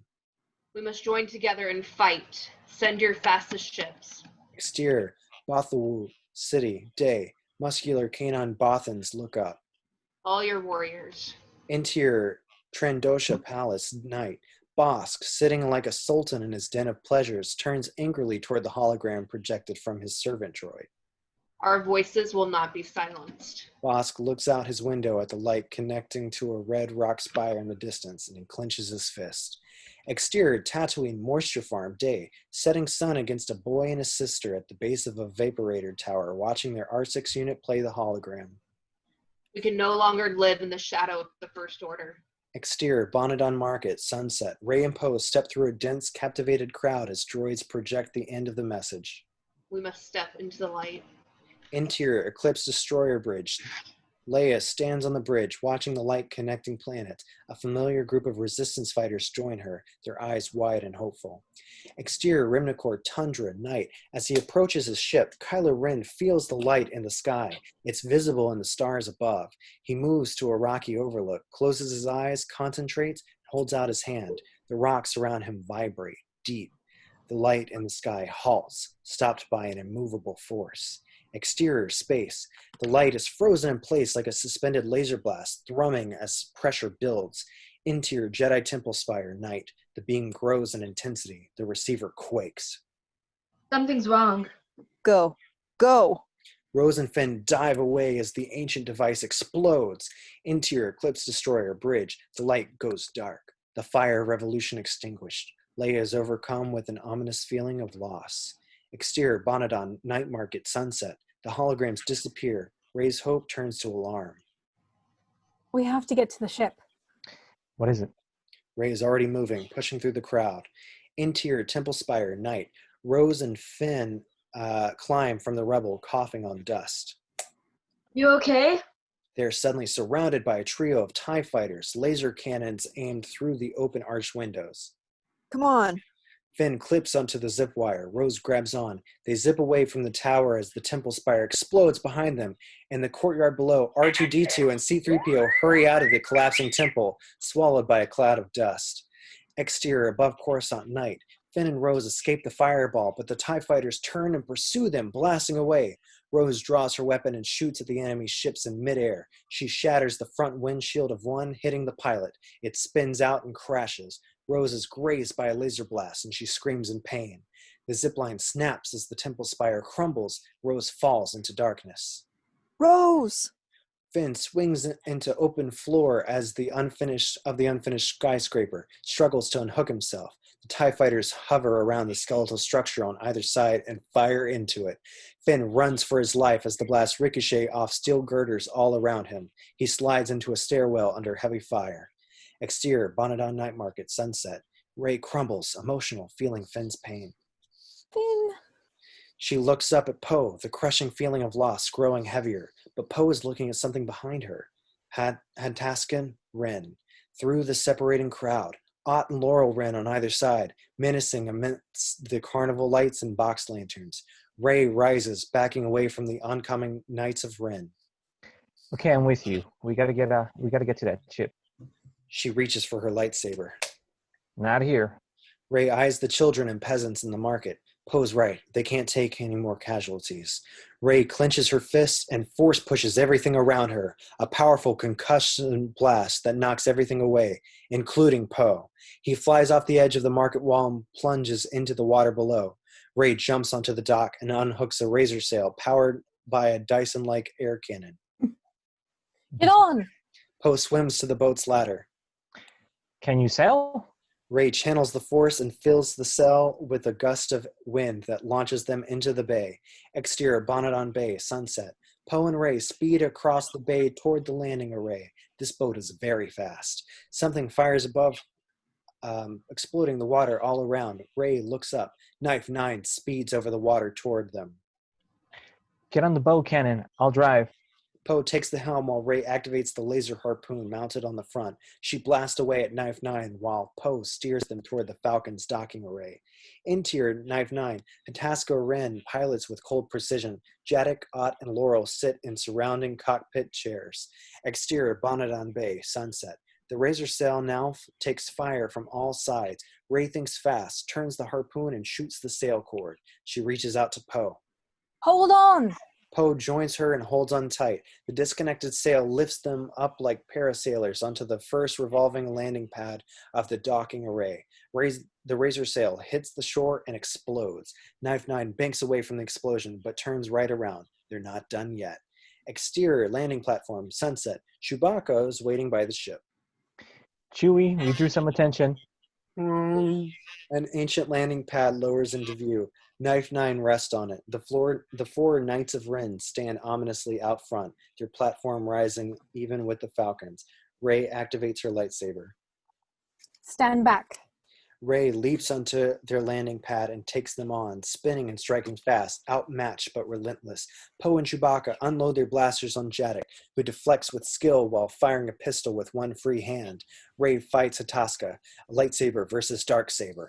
Then Force pushes him off the edge of the landing array. He falls 50 feet to the next pad below. Ott and Laurel stay on her, moving in coordination, an unseen high communication keeping their deadly attacks in sync. Poe and Chewie can't get a shot in on Jadak. His blaster fires fast, fully automatic. Poe is grazed and he screams in pain. On Rey and the Knights, Rey hears Poe scream. It brings rage. She kicks Laurel away, buying a moment of one-on-one with Ott. She slices through him, dropping him cold. Then she spins on Laurel, reaches out, and Force pulls him into her lightsaber, impaling him. A ghostly screech as Hataska returns, swinging wildly. Rey disconnects her double saber and blocks the strike. One saber blade still impaled on Laurel's chest, the other clinched with Hataska. Beneath the Falcon, Chewbacca peppers Jadak Wren with bowcaster fire. Jadak struggles to deflect the shots while Chewbacca advances. He reaches Jadak, grabs him by the neck, and hurls him off the landing pad. Then he lifts his bowcaster and fires, hitting Jadak in midair like a clay pigeon. Hataska strikes at Rey. Brutal swings, his darksaber sparking when it hits the concrete. He grazes her. She drops her lightsaber and falls back, unarmed. Hataska stands over her, raises his darksaber for the kill. When he does, Rey gets a good look at his mask. Force back too. Dark figures in the rain, voices screaming, lightning flashes revealing Hataska Wren. And back to exterior Bonadon docking array, sunset. This vision stirs a deep, vengeful anger in Rey, one she can't yet explain but knows to be true. Hataska brings his saber down, but she extends her good hand, teeth clenched, eyes burning. Purple force lightning flows from her fingertips. Hataska Wren's skull flashes within his helmet as the electricity destroys him. The body falls, smoking. Rey rises. Poe and Chewbacca are watching her, disturbed. I had no choice. It's okay. Jedi do that, right? I've seen that mask before. All of them. Poe and Chewie head for the Falcon, but Rey does not follow. Rey, let's go. No. You can't go where I'm going. What are you talking about? This was the plan. The Resistance needs you. Finn and Rose need you. Rey, get on that ship, please. You have to leave this place. I'm not leaving you. Rey knows what she has to do and hates it. You will leave this place and go back to help the Resistance. I'm not. Don't do this. She approaches Poe, delicately brushes her fingertips over his bleeding forehead. You will leave this place and go back to help the Resistance. Chewbacca howls. No, you can't. Poe feels his mind slipping away from him. You will leave this place and go back to help the Resistance. Rey takes Poe's face in her hands and kisses him. When she pulls away, Poe looks distraught, saddened. I have to leave this place. Have to help the Resistance. Poe turns and walks up the ramp. Chewbacca follows. BB-8 looks up at Rey, ever faithful. She's purposefully cold. Go! BB-8 beeps mournfully and follows them on board. Rey watches as the Falcon's ramp rises, obscuring Poe and Chewbacca from her sight.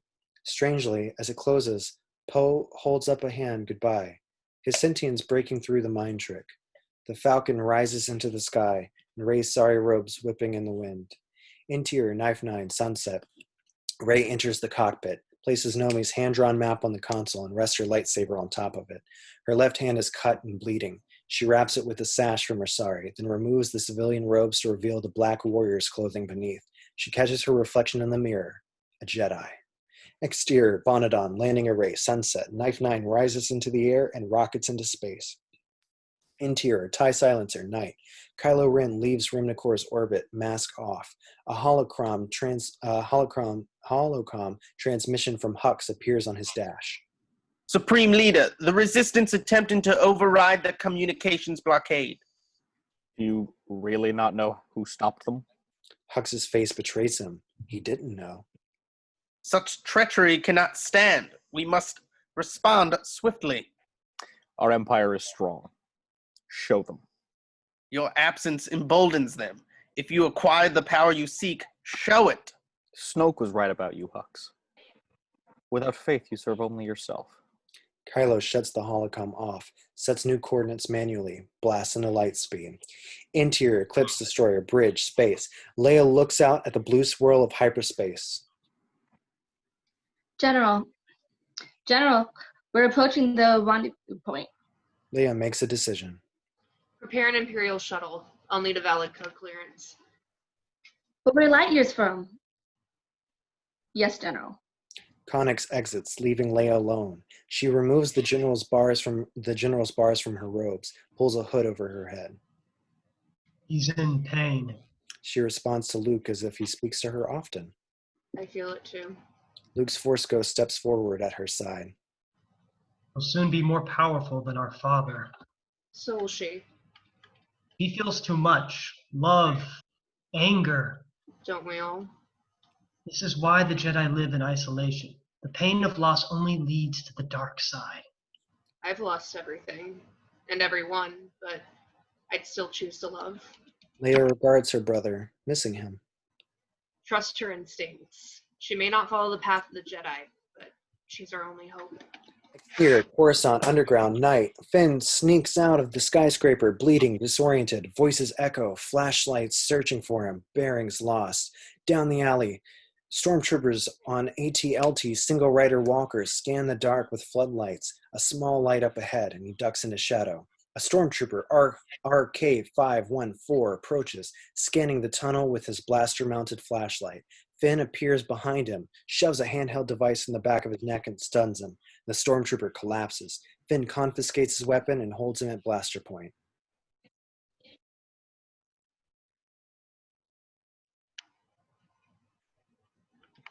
Muted, Casey. My bad. Look at me. The stormtrooper moans, half conscious. Take off your helmet. The trooper follows the order. His eyes are scarred, disillusioned, vulnerable. What do you remember? How far back? Huh? Do you remember when you were taken? Remember your parents? I don't know. Yeah, you do. You remember everything. Conditioning camp. Blind fires. It was training. That's what they tell you. Finn's face finds the light. RK-514 recognizes him. You're him. The traitor. That's right. We're brothers. All of us. Finn tosses the stormtrooper's helmet out of reach. Give me your comm link. RK-514 hands him his first order comm. It's not what they said it would be, is it? The things we're ordered to do? It's not right. RK-514 takes that in, torn, breaking. You had a name once. Do you remember it? He shakes his head, no. Get a name. That's the first step. Finn shoulders RK-514's blaster and kicks open a sewer grate. Then what? Find something worth fighting for. Finn drops into the dark sewer, leaving RK-514 changed. Interior, First Order Capital, Inquisition Chamber, day. Chancellor Hux stands over a prisoner strapped to a vertical torture rack. It's Rose. Are you comfortable? Yeah, I have one of these at home.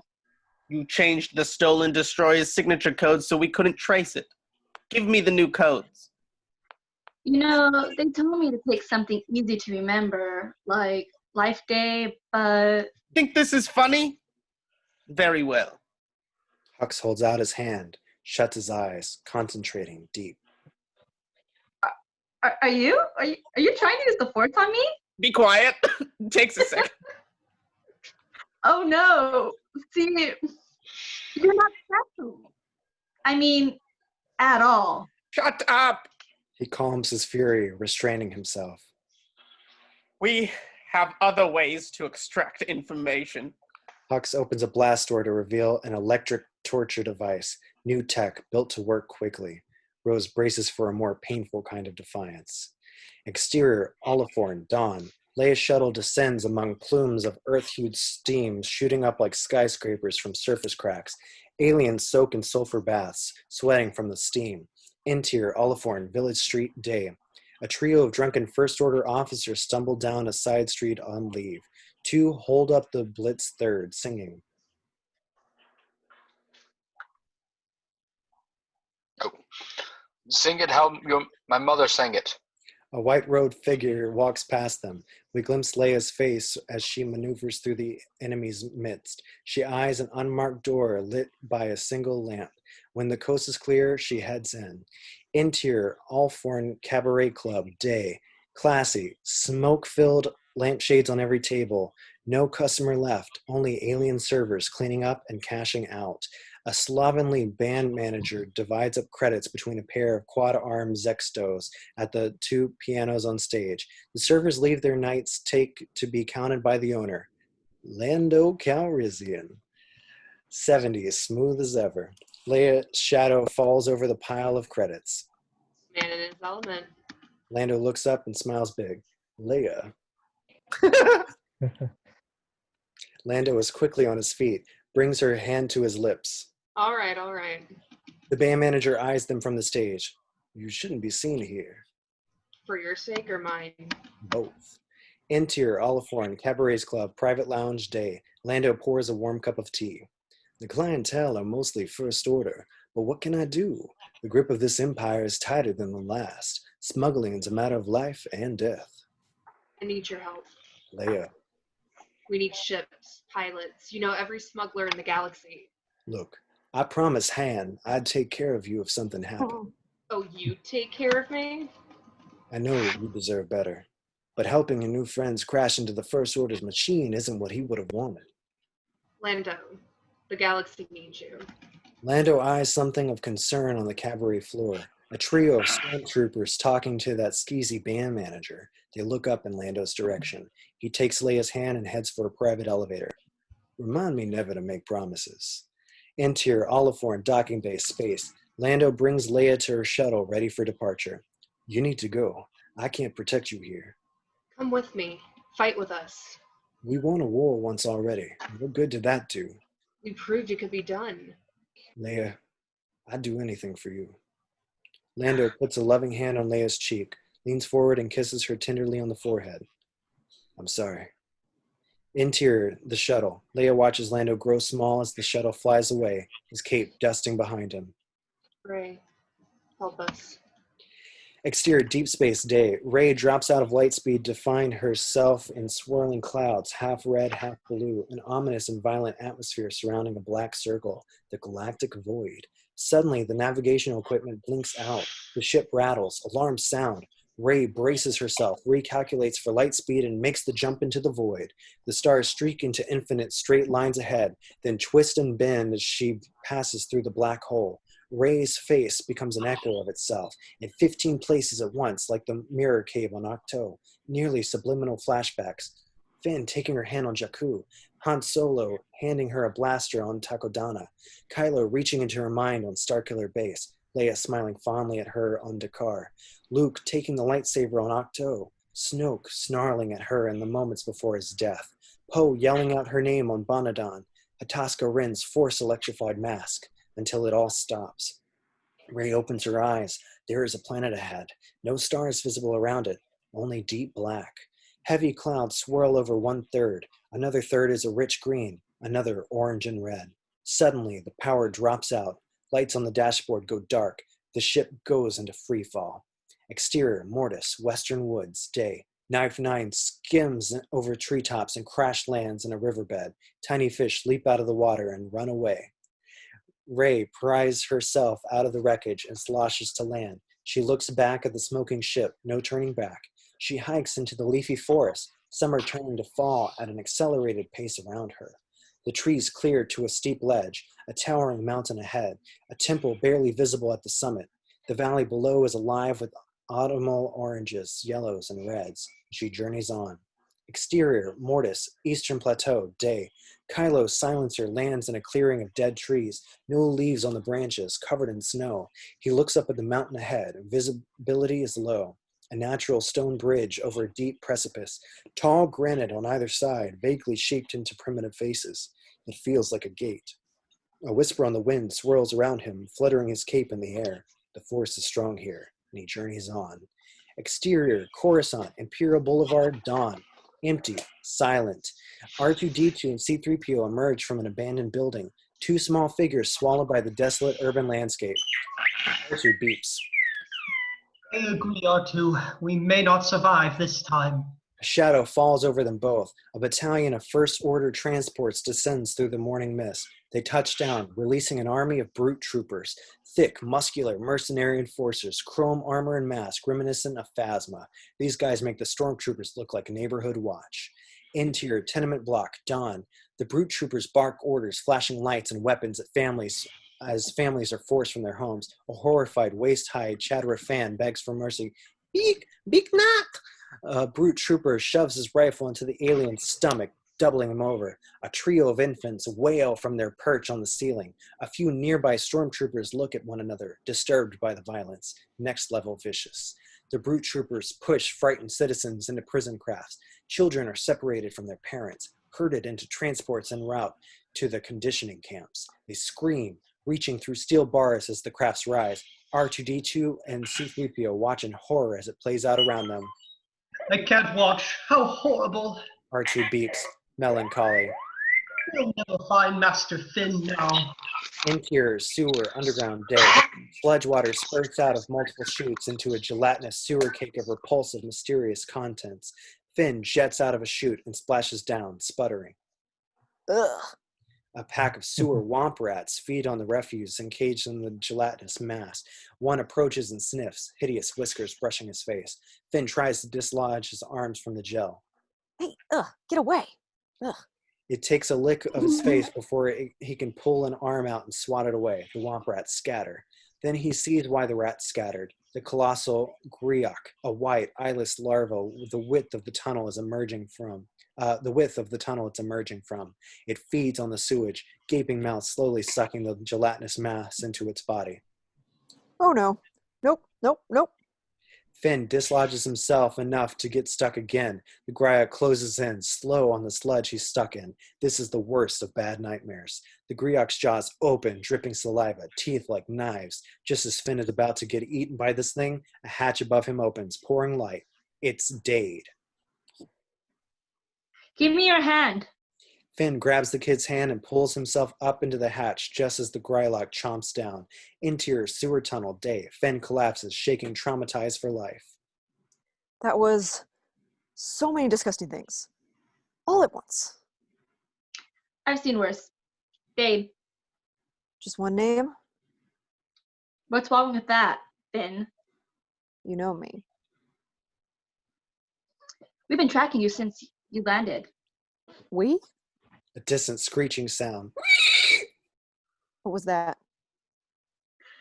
You don't want to find out. Come on, Dade shows Finn his resistance ring. trust me.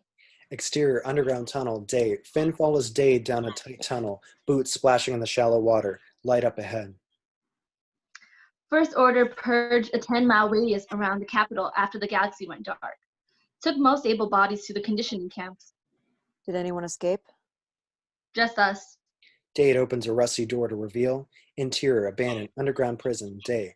Hundreds of compartment-like dwelling units connected by catwalks to a central control tower. Living here, 1,000 escaped citizens, aged 12 to 60. Finn is stunned. How many people are down here? 10,000, maybe more. You have weapons? Whole city's got weapons. That's what they're afraid of. A million of us rise up. The First Order's finished. Finn lets that idea burrow deep. You're right. He's caught up, fervent, brave. This revolution starts here, right now. Sure. All we need is ships, weapons, an army. Finn looks out at the massive underground cavern of humanity, 1,000 faces, waiting for a leader. We have one. Finn eyes the old prison command tower in the center. Interior prison command tower, day. Finn kicks open the door and fires up the comm system. He looks out at the downtrodden faces. My name is Finn. I bring a message from the Resistance. An older woman exits her cell, tired and worn, kept down by this war since the Rebel Alliance days. The First Order rules by fear. They build ships to intimidate us, wear masks to frighten us, but they're the ones who are scared. The older woman takes her wooden spoon and raps it rhythmically against the bars of the old prison. This is not the time to hide underground. If we take the capital, the galaxy will join us. An alien joins, then another. Together we can strike back. Together we can resist. Hundreds, then thousands of people clanking their possessions together in unison. Finn stands tall. From traitor to deserter to revolutionary leader, his journey has led to this. Exterior, Mortis, Western Cliffs, day. Ray scales the icy peak, blasted by wind and sleet. She reaches a plateau, finds her footing. There are statues of robed ancients here, not Jedi. A storm of snow dust obscures her vision. Voices echo. Suddenly, she's back in the bright, warm sands of the Jakku Desert. Wind sweeps over the dunes. A child's voice screams out. Through the storm of sand, a little girl is dragged away from her mother and father. It's young Ray. At the moment her parents abandon her. The little girl screams, reaching out her hand. Come back! Wait! Ray steps toward them, feet digging in the sand. Wait! The mother breaks from the father's grasp and runs towards young Ray, but the father holds her back. No, we can't. It's too dangerous. The mother relents, calls to her daughter, heartbroken. Stay here. Wait for us. We'll come back, understand? I promise. We'll come back.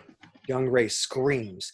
Ray's watery eyes match her younger self as the ship rises, casting a shadow over them both. The sandstorm kicks up, obscuring them. It turns from yellow sand to snow. Ray catches her breath, devastated. They were afraid. Why were they afraid? No response, only wind. Luke! Tell me, why were they afraid? He doesn't answer. She grows furious, screams. Her lightsaber flashes as she cuts an ancient statue in half. It falls, cracks in half. She looks up at this temple above, anger burning in her eyes. Exterior, Mortis, Eastern Forest, day. Kylo hikes through winter. Glimpses of the temple break through the canopy above. Suddenly, the wind dies. There's something ahead. A house in the woods. Smoke from the chimney. His younger self, Ben Solo, approaches the house. He wears all black robes, a hood. This is clearly some kind of force-induced vision, a sign of this planet's strength. Kylo watches from the shadows as Ben nears the house. When he puts his hand on the iron door handle, it opens. Han Solo stands in the doorway. He looks at his son with sadness and fear. What are you doing? Wait. What are you doing, Ben? It's not my name anymore. Your mother can't see you here. Not like that. Ben pulls his hood down. He's maybe 17. I'm not I'm coming not back. coming back. Oh, wait. There's a greater destiny for me. They are lies, son. Empty promises. You have everything you need right here. What, you? Her? My master says I have unequaled power. Neither of you understand. Your mother understands more than anyone. She sent me away. To learn, to grow. I have grown. Kylo watches Han approach his son, strikingly similar to their confrontation on the catwalk at Starkiller Base. Your mother loves you. She's afraid of me. Han eyes the lightsaber in Kylo's hand. Give me the lightsaber, son. Han reaches for the lightsaber. You know I can't. On the Starkiller Base catwalk, Kylo is back in the moments just before he killed his father. He watches as he plunges the blade through Han Solo, his father's eyes full of love, even as the life drains from him. In the Mortis Eastern Forest, Kylo, disturbed and shaken, alone again in the snow. Determined, he takes his first steps up the mountain. Exterior Coruscant streets dawn, empty, silent. R2-D2 and C-3PO emerge from a side street, two small figures swallowed by the desolate urban landscape. R2 beeps. I agree. This isn't the Coruscant I remember. A shadow falls over them both. A towering AT-MT walker rounds onto the boulevard. They watch it pass, dwarfed by it. It stops, a smoking, charred first-order tank in its path. C-3PO and R2-D2 look on, curious. Interior, AT-MT walker, cockpit, day. The AT-MT pilots look down at the burning tank. Any life forms? Nope. Interior, abandoned building, simultaneous. Finn and 100 People's Resistance fighters hunkered down inside the empty building. The AT-MT's head is positioned just below them outside. Now. Floor-mounted grappling guns fire hooks that stick into the opposite building, creating several zip lines over the AT-MT. Finn clips on a carabiner. Exterior Coruscant streets, day. 20 Resistance fighters swing onto the AT-MT like pirates boarding a ship. Finn drops onto the top of the AT-MT's body. Dozens more land beside him. They run along its back to the head. A Resistance fighter cuts through the hatch with a vibrosaw. Finn tosses a shock detonator inside. Clear. An electric flash within. The pilots slump over the controls. Finn drops in, pushes the pilots aside, takes the helm. A familiar alien, 6 eyes, takes the co-pilot seat. Load up. The side panels of the walker slide open, allowing the Resistance fighters to repel into the cavity. More armed citizens pour out of the alleys to escort the steel beast as it walks down the boulevard, knocking aside the flipped tank as it passes. A pair of TIE choppers zip around the corner and square off against the AT-MT. The walker blasts them out of the sky. Interior, Capitol, Inquisition Chamber, hallway, night. Hux paces. In the next room, Rose screams in pain between electric jabs and shocks. Chancellor, there's been an insurrection. Word has spread to other districts. Decimate them. Sir, the leader is a former FN unit. He was aided by a regiment of our own. Hux twitches. Impossible. We're dispatching additional units to address the revolt. No. Recall the FN units from the active duty. Sir. If there is a flaw in their programming, we must correct it. Deploy more brute troopers. Those mercenaries are undisciplined and expensive. Perhaps money is all that inspires loyalty anymore. Do it. Interior, Capitol, Interrogation Chamber, day. Rose's eyes are sunken, clothes ripped, blood peeking through the torn fabric. She hears commotion, the barking of orders. 2 officers enter in a hurry. Transfer the cell block 6. They want her in maximum security. 1 officer releases her from the rack. She slumps forward, dead weight. They drag her toward the door. As they move, Rose opens her eyes, eyeing the electric taser on the officer's hilt. When they reach the door, she hits the lights. She grabs the taser and shocks them both, clamps both their wrists to the iron shackles. So long, boys. Rose shuts the door behind her, leaving the 2 unconscious officers in here alone. Exterior, Imperial Boulevard, day. The AT-MT turns the corner onto Imperial Boulevard. Inside, Finn stokes revolt via loudspeaker. We will no longer live in silence. Gather your weapons. Rise up. Strike back. Finn squints out the window at a gold droid wandering among the cheering revolutionaries, unsure how he got here. 3PO? Finn climbs out of the AT-MT hatch for a better look. Suddenly, he's yanked upwards. A brute trooper lifts him out of the hatch and throws him onto the back of the walker.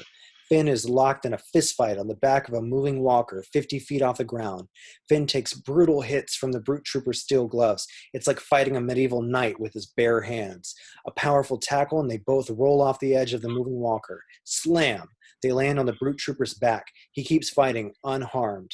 Finn stops the walker's foot coming down on them. They roll away just as it lands. The brute trooper grabs a fallen blaster, puts a heavy foot on his chest, and aims for Finn's heart. Go ahead, Seth. Oh. Last words, FN 2187. Suddenly, laser fire takes them out. Finn looks up at a unit of stormtroopers. The leader takes off his helmet, extends his hand. It's RK-514. He lifts Finn to his feet, hands him a blaster. Raf. I like it. The other stormtroopers take off their helmets and throw them aside. Diverse faces with a new purpose. Freedom. Interior, Eclipse Destroyer Bridge, space. Connix escorts Leia to a terminal. The message is from First Order transmitter. Finn is alive. He has an army ready to storm the capital. They need reinforcements. All we have is what's on the ship. You can't win a war with 100 pilots. +1. Chewbacca growls. Sorry, +2. BB-8 beeps. Okay, I get it. Leia's face falls from relief to dread. Where's Ray? She went on alone. Her choice, not mine. What about the others? We lost contact with Rose. Finn is alive. He says he has an army on the ground. Then we put our pilots in the sky and back him up. What? This is what we've been waiting for. All we have to do is take the capital. We can destroy that jammer and call the galaxy to war. They'll kill millions. I've seen it. It's too reckless. Resistance is reckless. Passion is the greatest weapon we have. Poe appeals to Leia, their history together laid bare. The rebels fought the Empire and won. You showed us it could be done, but that was your way. This one's ours. Let us fight it. Leia looks out at the Resistance fleet, young and ready. Set a course for Coruscant. Ready all weapons and attack ships. This is a full assault. Interior, Eclipse Destroyer, docking base, space. Resistance soldiers load into transports. Pilots lower their droids into place. Urban assault vehicles roll into the open cargo holds of massive heavy transports. Exterior, Eclipse Destroyer, space. The Eclipse tacks towards a distant point. The hyperdrive fires, rocketing the massive craft deep into space. Exterior, Temple of Mortis, day. Kylo Ren ascends the steps to a sealed stone door. The temple is cut into the mountaintop. Uninterpretable carvings, runes, and statues allude to civilization and knowledge long lost. He reaches out. The door bends to his will and opens. A millennium of dust spills from its cracks, but he does not enter. He knows he's not alone. Knew you'd come. Kylo turns to face Rey. His mask surprises her. She's only seen the projection of his ideal self in their connections, not this. The force is strong in this place. Can you feel it? A low rumble. She's digging into his mind. You're in pain beneath that mask. Get out of my head. You won't like what you find. He force pushes her back. Her feet slide back a few inches, but she withstands it, steadfast. I'm stronger than Skywalker. Stronger than his son. But you're still afraid Of what? You? of what you have become. The dark side has left you empty, alone. I don't have to be alone. With the power of this place, we can rule the galaxy as the ancients did. The dark side and the light. You still think I'd join you after what you did to my family? Kylo falters a bit. Were you going to tell me here? Weaken me with the truth? I know what you did. Deep down, I've always known. She circles him like a lion. My parents didn't sell me for drinking money. They were hiding me from you. So you do remember. Flash to the Knights of Ren in the rain, the image from Rey's force vision when she first touched the lightsaber. A distant child screams. Snoke made his orders clear. Find anyone who could destroy him. It didn't take us long to find you. You killed my parents. You blame me for your time on Jakku. You should thank me for it. You were safe. Say it. Did you kill them? I did. A blast of powerful energy explodes around her, clearing the temple mound of loose rocks. You murdered Han Solo. I'm not here for you, Rey. Millions of people. All I want is behind that door. Rey ignites her dual lightsaber. Then you'll have to kill me. Kylo lights his own saber. I know. Kylo attacks. They clash on the steps of the temple. both far more powerful than the last time they met. One of these two will not survive. Exterior Coruscant space. The eclipse appears from light speed. The city glows beneath. First Order Sentinel ships protect the capital from space. Interior Eclipse Destroyer bridge space. Leia spins around in the chair once occupied by Akbar. Send the fleet to planetfall. Surprise is the only advantage we have. Interior Eclipse Destroyer docking bay space. X-Wings and Razorcraft fighters speed out of the bay, followed by troop transports and cargo dropships. Poe races towards the Falcon. Chewie and BB-8 follow. No, we don't have enough pilots. Get out there and do some damage. I don't know. Pick one. Chewie looks around, spots an orange X-Wing, and cocks his head. Interior First Order Capital, Command Deck, day. Hux enters the command deck overlooking the boulevard. Smoke rises between the buildings. Chancellor, we've detected a ship in orbit, one of ours, but with unrecognized signature codes. It's the stolen eclipse. Summon all destroyers to the capital. We can end this uprising and eliminate the resistance in one triumphant day. Exterior Eclipse Destroyer space. The Millennium Falcon rockets out of the bay and joins the Resistance attack fleet. The Sentinels unleash hell, assisted by a squadron of TIE hunters launching from within. Poe is inundated with blasts from the larger ships. A trio of hunters bear down on the Falcon, then explode in succession. Chewbacca's X-Wing zips overhead, eliminating the enemy ships with precise, focused shots. Interior Chewbacca's X-Wing cockpit. Chewie wears no helmet. BB-8 chirps from the droid socket. Interior Falcon cockpit. Poe raises his eyebrows, impressed. All right, that's all. That's one hell of a pilot. Exterior above Coruscant space. The Eclipse unloads a super laser on the Sentinels. They explode as our attack fighters and transports descend through the billowing fire to planetfall. Exterior Coruscant, Imperial Boulevard, day. Whoomp. The AT-MT Walker's foot stomps down the boulevard toward the First Order capital. The new Resistance army moves with it.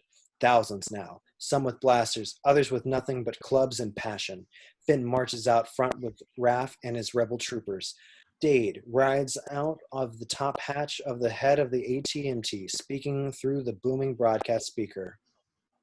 Rise up! Join the fight! Small bands of revolutionaries appear from the side alleys, a trickle building to a stream, building to a river, but a distant sound silences them. Lockstep boots. 1,000 riot-suppressing Mandalorian brute troopers, bulky armored mercenaries with heavy shields and arm cannons. Sun cuts through the fog, revealing the extent of the capital's defenses. Advanced tanks and walkers, new designs we've never seen. Finn holds the line at the sight of the oncoming forces. Stand your ground.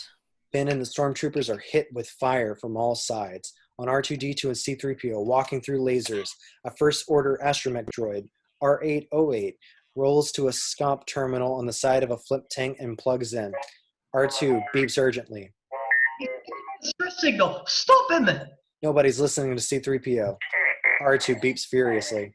Me? I'm not programmed for violence, R2. C-3PO steals himself, hustles through laser fire, and rips open the back panel of R808.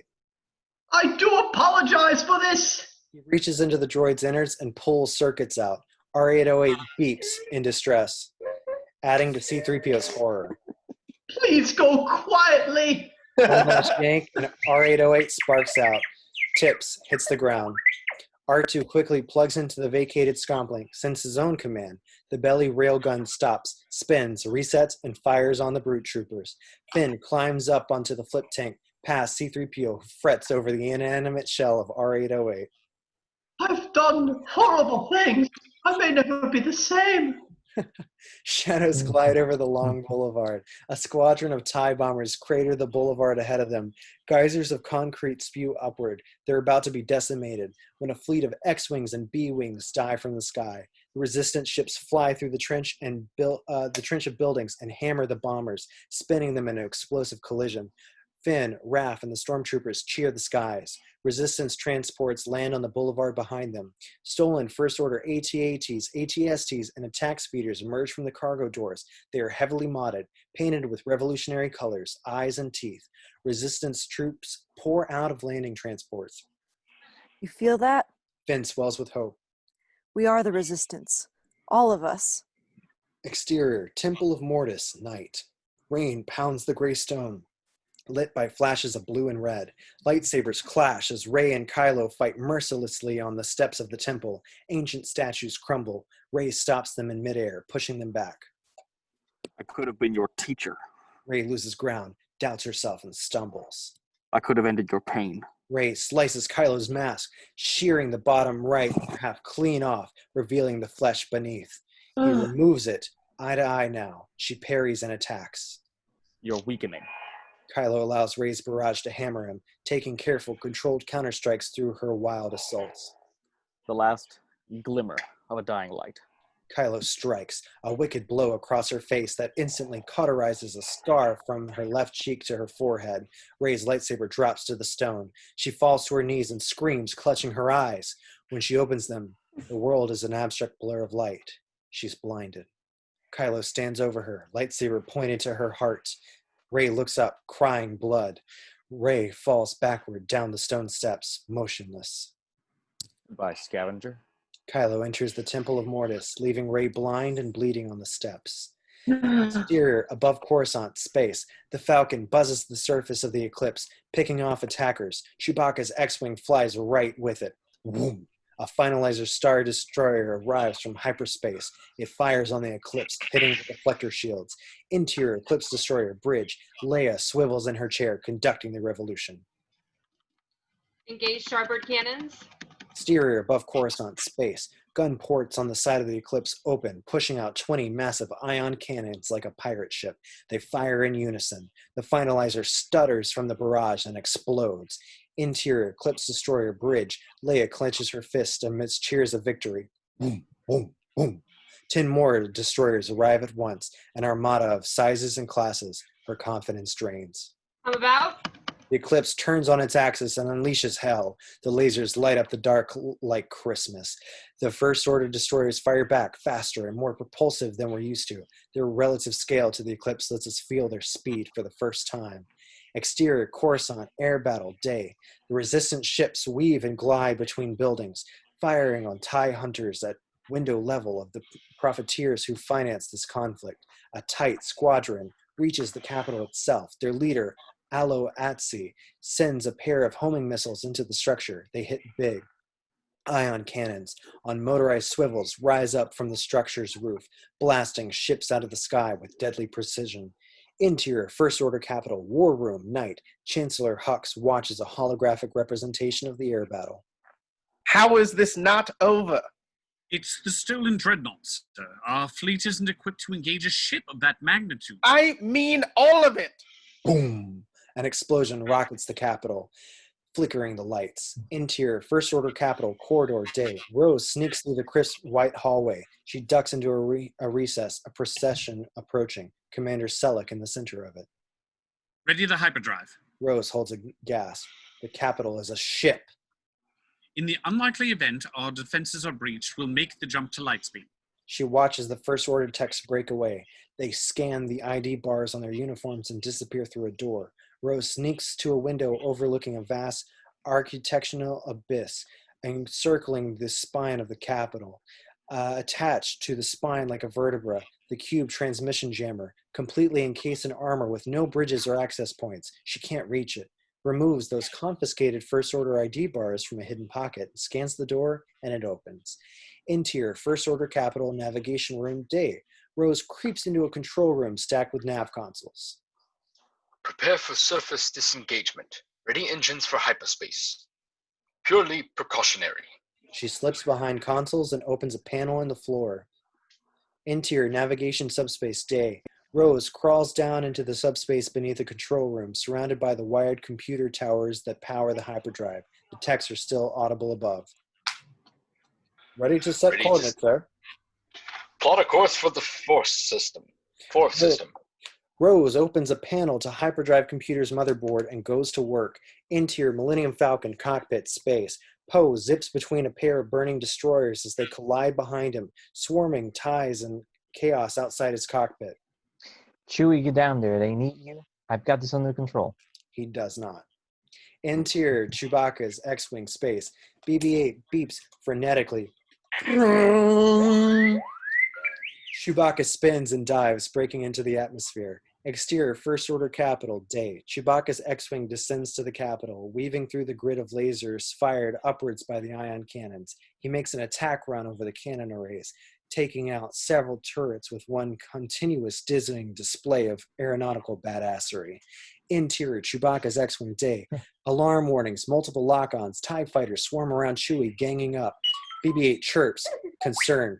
Chewie roars, also concerned. Blam! They're hit. Chewie maneuvers over Monument Square, spinning into a dive. Exterior, Monument Square, day. The orange X-Wing makes a distressed landing, knocking over brute troopers in its path as it comes to a screeching stop. Save that pilot. Finn and his squad blast their way toward the crash ship. He climbs onto the X-Wing. BB-8 beeps frantically. BB-8? The cockpit pops open. Chewbacca roars.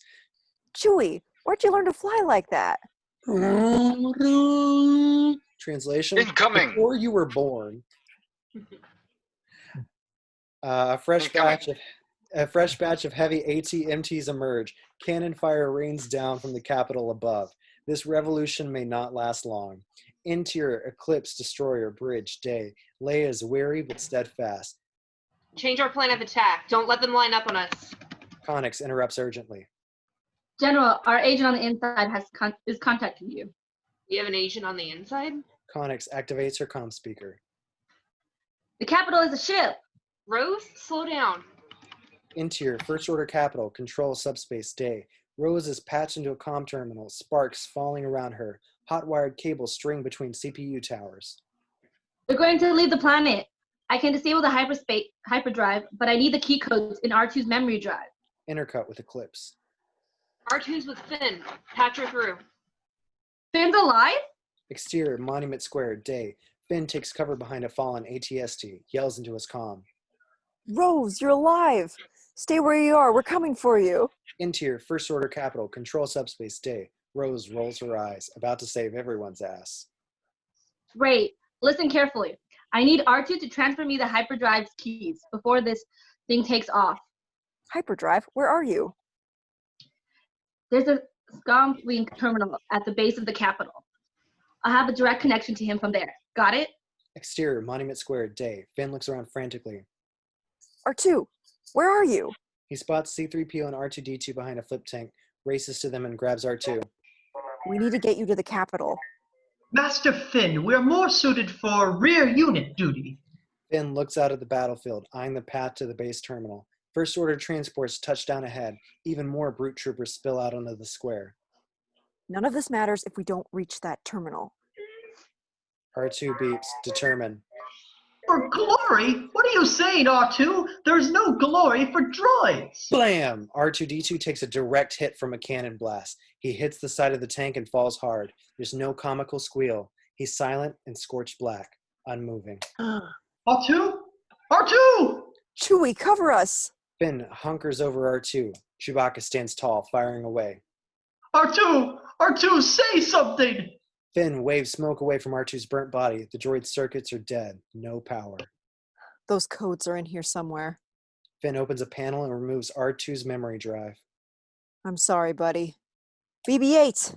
BB-8 rolls up, ready for duty.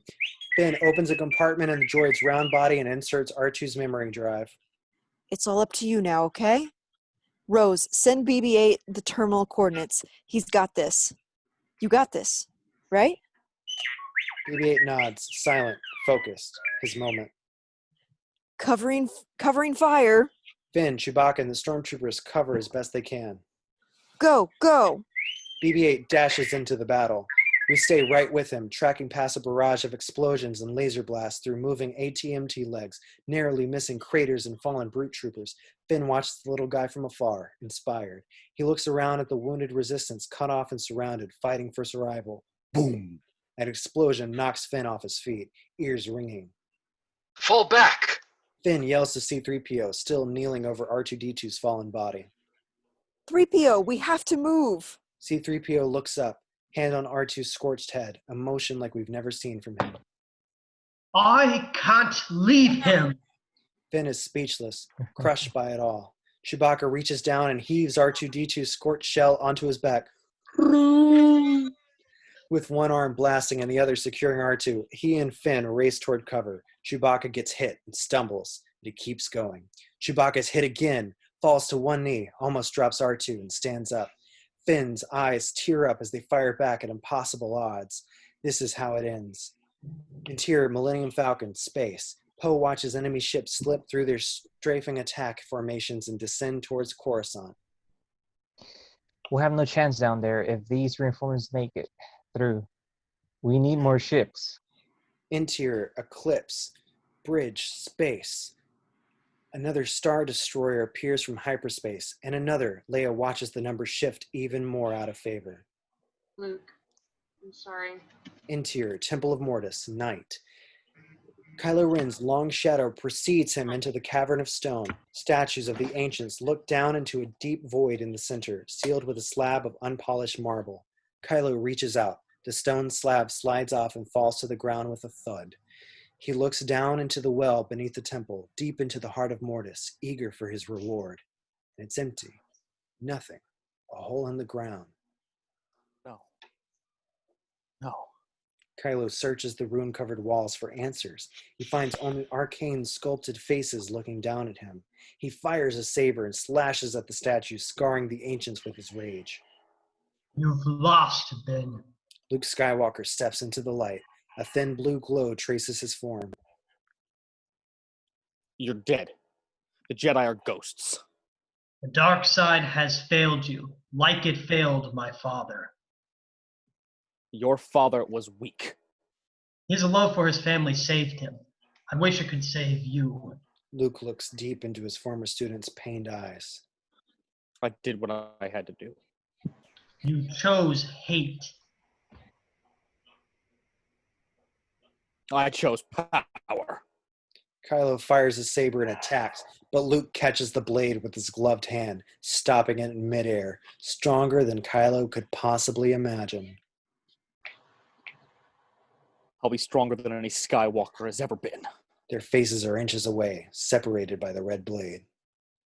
You are no Skywalker. Exterior Temple Mount, night. Rey lies motionless on the stone steps, blind and bleeding in the rain. Then her hand moves. Her eyes flutter open. Luke. Interior Temple of Mortis, night. Luke's expression changes, sensing her. Let go, Kylo. You can't defeat us. Us. I am not alone. Obi-Wan was right. Exterior Temple Mount, night. Rey drags her shattered body up the temple steps. Her arm gives out. She collapses. The pain is too much. We're connected. All living things. Interior Eclipse Destroyer, bridge, space. Leia looks beyond the battle, feeling Rey's pain. Right. The Force surrounds us.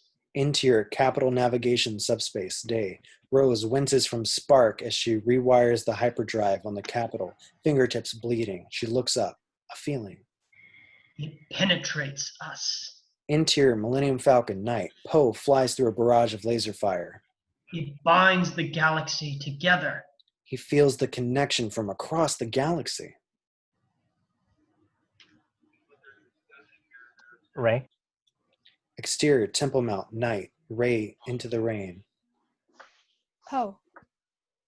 Finn. Exterior Coruscant, Imperial Boulevard, sunset. Finn is crouched low behind cover, lasers flying overhead. We are one, bound by the Force. Finn feels the connection, a surge of hope. Fight, Rey. Fight. Exterior Temple Mount, night. Rey hears him. He's there with her. They all are. Fight. Interior Temple of Mortis, night. Luke gives his former student a faint smile. And we will not be broken. Exterior Temple Mount, night. With all her strength, the last Jedi rises. She unwraps a strip of cloth from the bandage on her hand, uses it to blindfold her eyes. Interior Temple of Mortis, night. Luke vanishes. Beyond him, Rey stands tall in the arched doorway, blind, bruised, but determined. Our masters were wrong. I will not deny my anger, and I will not reject my love. Her fallen lightsaber flies into her hands. I am the darkness. I am the light. You are nothing. You are no one. She ignites the blades and they crackle. No one is no one. Kylo charges. Their blades meet and sizzle. Rey fights him blindfolded, guided by the Force. Interior, Eclipse destroyer, space. Burning Resistance cruisers plummet to landfall. Leia watches the fiery carnage out her observation window. It's over. More troops arriving from the Outer Rim, General. Prepare to retreat.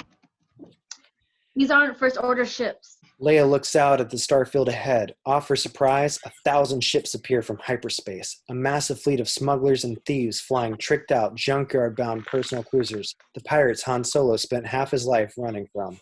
In the lead is Lando's personal ship, the Lady Luck. Interior, Lady Luck space. Lando Calrissian helms the controls. Thought you could use a few scoundrels. Nye Nilin, an aging alien in a vintage bomber jacket, shakes his head. The co-pilot's chair. Nan, open up one. I'm too old for this shit. The ragtag fleet attacks, covering for the larger battleships as they lay waste to the enemy. Exterior, Coruscant, Imperial Boulevard, day. A burning TIE hunter crashes into the army of brute troopers and tanks in the square. Finn looks up. A battalion of ships he's never seen before join the firefight in the sky. What? Yeah! He raises his rifle in the air, yelling to all who can hear. Chewie! We got company! Exterior, Capital Base Terminal, day. BB-8 reaches the Capital Base and plugs into the terminal. Interior, First Order Capital, Control Subspace, day. Rose receives the feed on her hack CPU tower. The panel lights up with a flood of key codes. Attaboy. Interior, Eclipse, Bridge, Space. The First Order fleet takes a beating. First Order forces are in retreat. Send more ships to the capital. Leia smiles as relief washes over her. Poe, get down there. Interior, Millennium Falcon, Space. Poe steers the Falcon into a steep descent straight down. Copy that. The Falcon starts one long descent from space into the city. Poe takes out TIE hunters as it goes, firing the Falcon's forward cannons until they jam dry. This ship dives into the canyon of buildings, leveling out on a trajectory towards the legion of AT-MTs on the boulevard. The Falcon buzzes over the heads of Poe and Chewbacca and crashes through the legs of the walkers, cutting the mechanical beast off at the knees, toppling them all as it sparks out into Monument Square. The ship grinds to a stop at the base of the Capitol. The accumulated pile of fallen walkers and crashed ships creates a barricade on the front steps. Interior, First Order Capital, day. Alarms blare. Commanding officers frantically prepare for departure. Hux eyes the crashed Falcon in the square below. Bomb the city! Decimate every last being! Our forces are outnumbered, sir. Hux realizes the tragic truth. He lost the Star Wars. Interior, Chancellor Hux's chamber, day. Hux storms into his lush chamber, goes to the collector's case, removes one of his prized vintage lightsabers. He activates it and impales himself with the purple blade. Hux kneels, the glowing saber protruding from his chest as First Order ships descend in smoke and fire out the window. Interior, Temple of Mortis, night. Kylo counters Rey's every move. They are evenly matched, two sides of the coin, flame and shadow, fighting to the death. A vicious swing and Kylo's lightsaber shatters at the hilt, destroyed along with several fingers on his left hand, cut across the palm. He looks at it with disbelief, stumbles back towards the empty well of Mortis, falls to one knee. Rey stands over him, anger flowing. She separates her dual lightsabers, holds one blade pointed to Kylo's chest. Kylo is stunned by the powerful being before him. She's almost glowing, unfathomable living force within. Kylo clenches his teeth, eyes furious, a rage like we haven't seen since Anakin. He reaches out the open palm of his good hand and extracts the living force from Rey as Tor Valum taught him. She rises, energy flowing from her body into Kylo's hand as the life drains from her. She pulls her blindfold off and screams to the sky. Kylo stands tall, energized. His face has returned to normal, healed. He pulls the iron plates off his skin and they fall away, healthy flesh underneath. He looks beyond Rey to the empty well of Mortis. You were wrong. All of them. The power of this place can't be taken. And But it's nothing compared to you. Kylo takes more from her. Rey is almost gone, drained of life. She summons all her strength and reaches out. With the last of herself, she offers him her hand.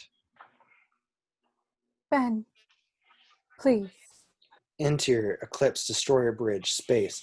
Leia feels the disturbance. It pains her. Into the vastness of space, she says her son's name. Ben, Interior, Temple of Mortis, night. Then Kylo hears his mother's voice, carried by the Force. Ben, He stops, hearing her, feeling her close. come back. Come home. Something happens to Kylo when he hears his mother's voice. Interior, Eclipse, Destroyer Bridge, space. Leia speaks to her son through the Force. Help us. Interior, Temple of Mortis, night. Kylo feels the very thing that destroyed Anakin, but doesn't make him feel weak. He looks at Rey's outstretched hand and takes it. The living force flows back into her. Both light and dark swirl within Rey as Kylo is reduced to an empty shell, a man without power, a frightened boy. Kylo and Rey collapse into one another, each propping the other up on their knees. Rey is close to him now, their foreheads touching. He is weakened, spent, in the last moments of his life. Solana. Rey is stunned to hear her own name, distant like a memory. Your name. Rey Solana. Those words are Ben Solo's last. Rey watches the light dim in his eyes, but it is the light. Goodbye, Ben. With a look that could be perceived as love, Ben Solo dies. Rey releases her hold, collapses, barely alive herself. They fought to the death. Exterior, Capitol steps, sunset. Finn appears through smoke, blood stained, dirty, a hero. Rafe and the other renegade stormtroopers behind him. Poe climbs out of the Falcon cockpit. Chewbacca helps him. Finn regards his old friend, amazed at his transformation. He spots a fallen resistance flag on the ground, picks it up, and hands it to Finn. Finn takes the flag, climbs up the angled bow of the crashed Midnight Oiler to the top of the barricade of ships. Poe and Chewbacca scale it with him. Finn waves the flag for all to see. The ground shakes. They all look up as the First Order capital leaves its moorings. Everybody get back. A thunderous boom as the capital rises into the sky. Rose is still in there. Finn spots BB-8 rolling toward them from the quaking base. BB-8, where is she? Interior, First Order Capital, escape pod base, day. Rose races through the quaking capital, checks a hand-drawn map on her hand, rounds a corner toward a bay of escape pods, climbs inside one and shuts the door. It launches as the capital rises, a short trip before it crash lands onto the battlefield. Interior, First Order Capital, command deck, day. Commander Selleck looks down at the shrinking metropolis below. The massive structure casts a shadow over the city. Ready for lightspeed. Exterior, First Order Capital, day. Finn rushes to Rose's crashed escape pod. Rose, are you okay? She touches his hand affectionately. I'm fine. She looks up at the rising capital, backlit against the setting sun. Poe, Chewie, BB-8, and C-3PO follow her eyes. They're getting away! Did you disable the hyperdrive? I couldn't figure it out. Hope falls away. The war is lost. So I made some adjustments to their Nava computer. Without precise calculations, that thing could. The capital jumps to light speed. The moment it vanishes, boom! It collides with a distant planet. The impact is so massive, so galaxy-shaking, it's visible for light years. Fly right into a star. Interior, Eclipse Destroyer, space. Leia shields her eyes at the enormous explosion in deep space, pulsating in the starry twilight, a beacon of hope. Radio communications instantly crackle to life. A cacophony of voices fill the frequency waves, calling on their brethren to fight. Exterior, Monument Square, day. Finn, Poe, Rose, Chewie, and the droids all look up, awed, inspired, but they can't celebrate. Not yet. He looks to Finn, speaking volumes. You feel it too. Poe nods, affirming their connection. Rey is gone. Interior, Temple of Mortis, night. Rey lies flat on the stone. Silence. Light fills the space around her, particles of energy floating up. She rises with them. The light engulfs the frame until we reach a place beyond what we know, the astral plane. Glimmers of energy flicker like fireflies in darkness. Rey opens her eyes, clear again, unburdened. 3 of the distant glimmers grow larger than the others. She moves towards them. Yoda, Luke Skywalker, and Obi-Wan Kenobi. Is this death? In this place, there is no such thing as death. I can see. Your true self is free of suffering, free of pain. Taught us much, you have. I have taught you. Succeeded where we have failed. Narrow was our point of view. You chose to embrace the dark side and the light, to find balance within. Coexist? They must, as such feelings do in all of us. But if I'm here with you, A choice you must make, to return or to remain. Here, there is serenity, knowledge, peace. Those lost, but not forgotten. She looks beyond them at the shimmering flecks of energy. and there, There you will face a galaxy in turmoil, pain, suffering, the loss of those you love. Living, you will be. Love, you shall. We hold on Ray's face as she considers the life she's yet to live and makes her decision. thank you. The spirits fade into the cosmic force. As the light overwhelms us, Obi-Wan Kenobi's voice echoes.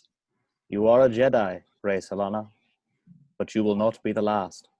Exterior, Coruscant day. A resistance flag rises from the rubble at the site of the old Capitol. Thousands of citizens fill the square, free. Interior, ceremonial hall day. Heroes at attention. Leia Skywalker Organa in elegant white. Lando Calrissian and her top generals around her.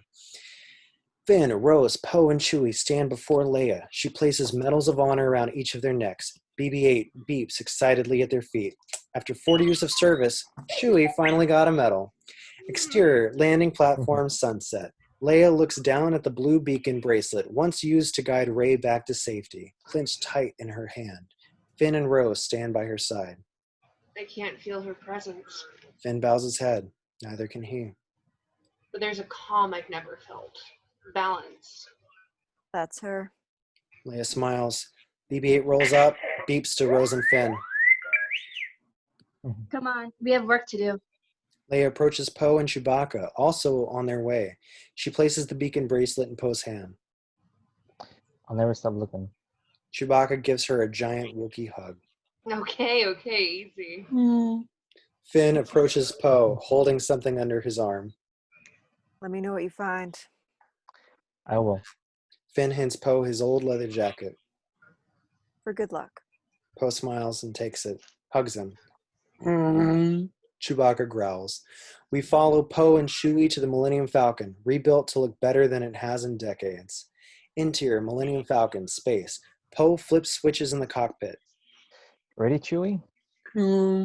He takes Rey's beacon and hangs it, replacing Han's dice. Interior, Leia's quarters, night. Leia watches from her window as the Millennium Falcon jets off into the starfield. The Phantom Hawk rockets the other way into empty space.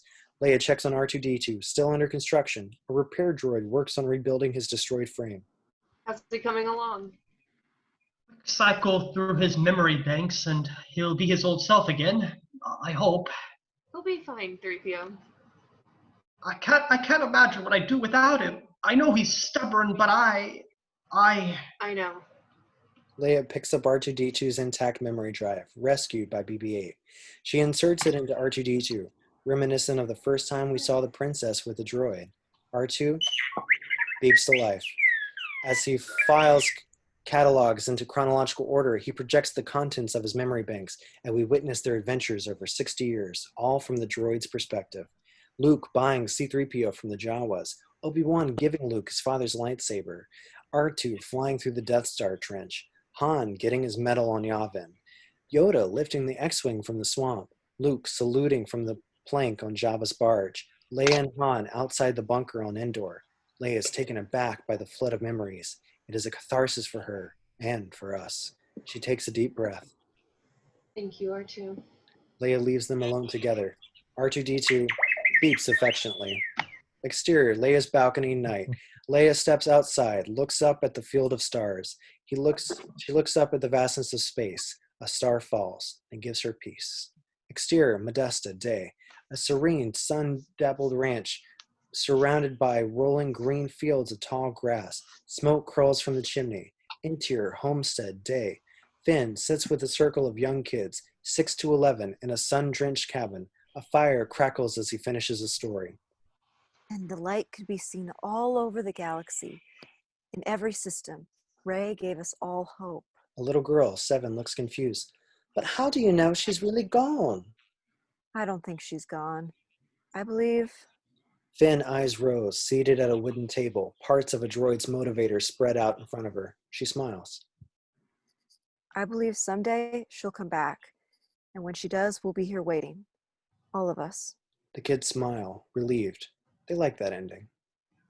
Go on, get outside. The kids leap up and run out into daylight. Finn rises with them and follows the last one out. Exterior, Modesta, Day. The children race about the pasture. Dade is among them. So is that broom boy from Canto Bight.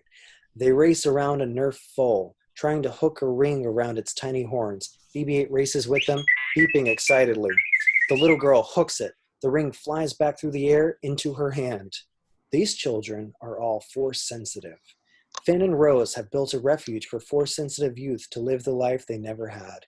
Finn steps onto the front porch, leans against a post. The twin sunset washes his face. Something in that sunset changes his wistful expression. Unclear at first, but it soon becomes a realization, a tremor in the force. Interior, Millennium Falcon, deep space. Poe and Chewie in the Falcon at light speed. The beacon hanging from the dash suddenly begins to glow. Chewie roars. Poe sees it, eyes wide. Chewie, turn that ship around.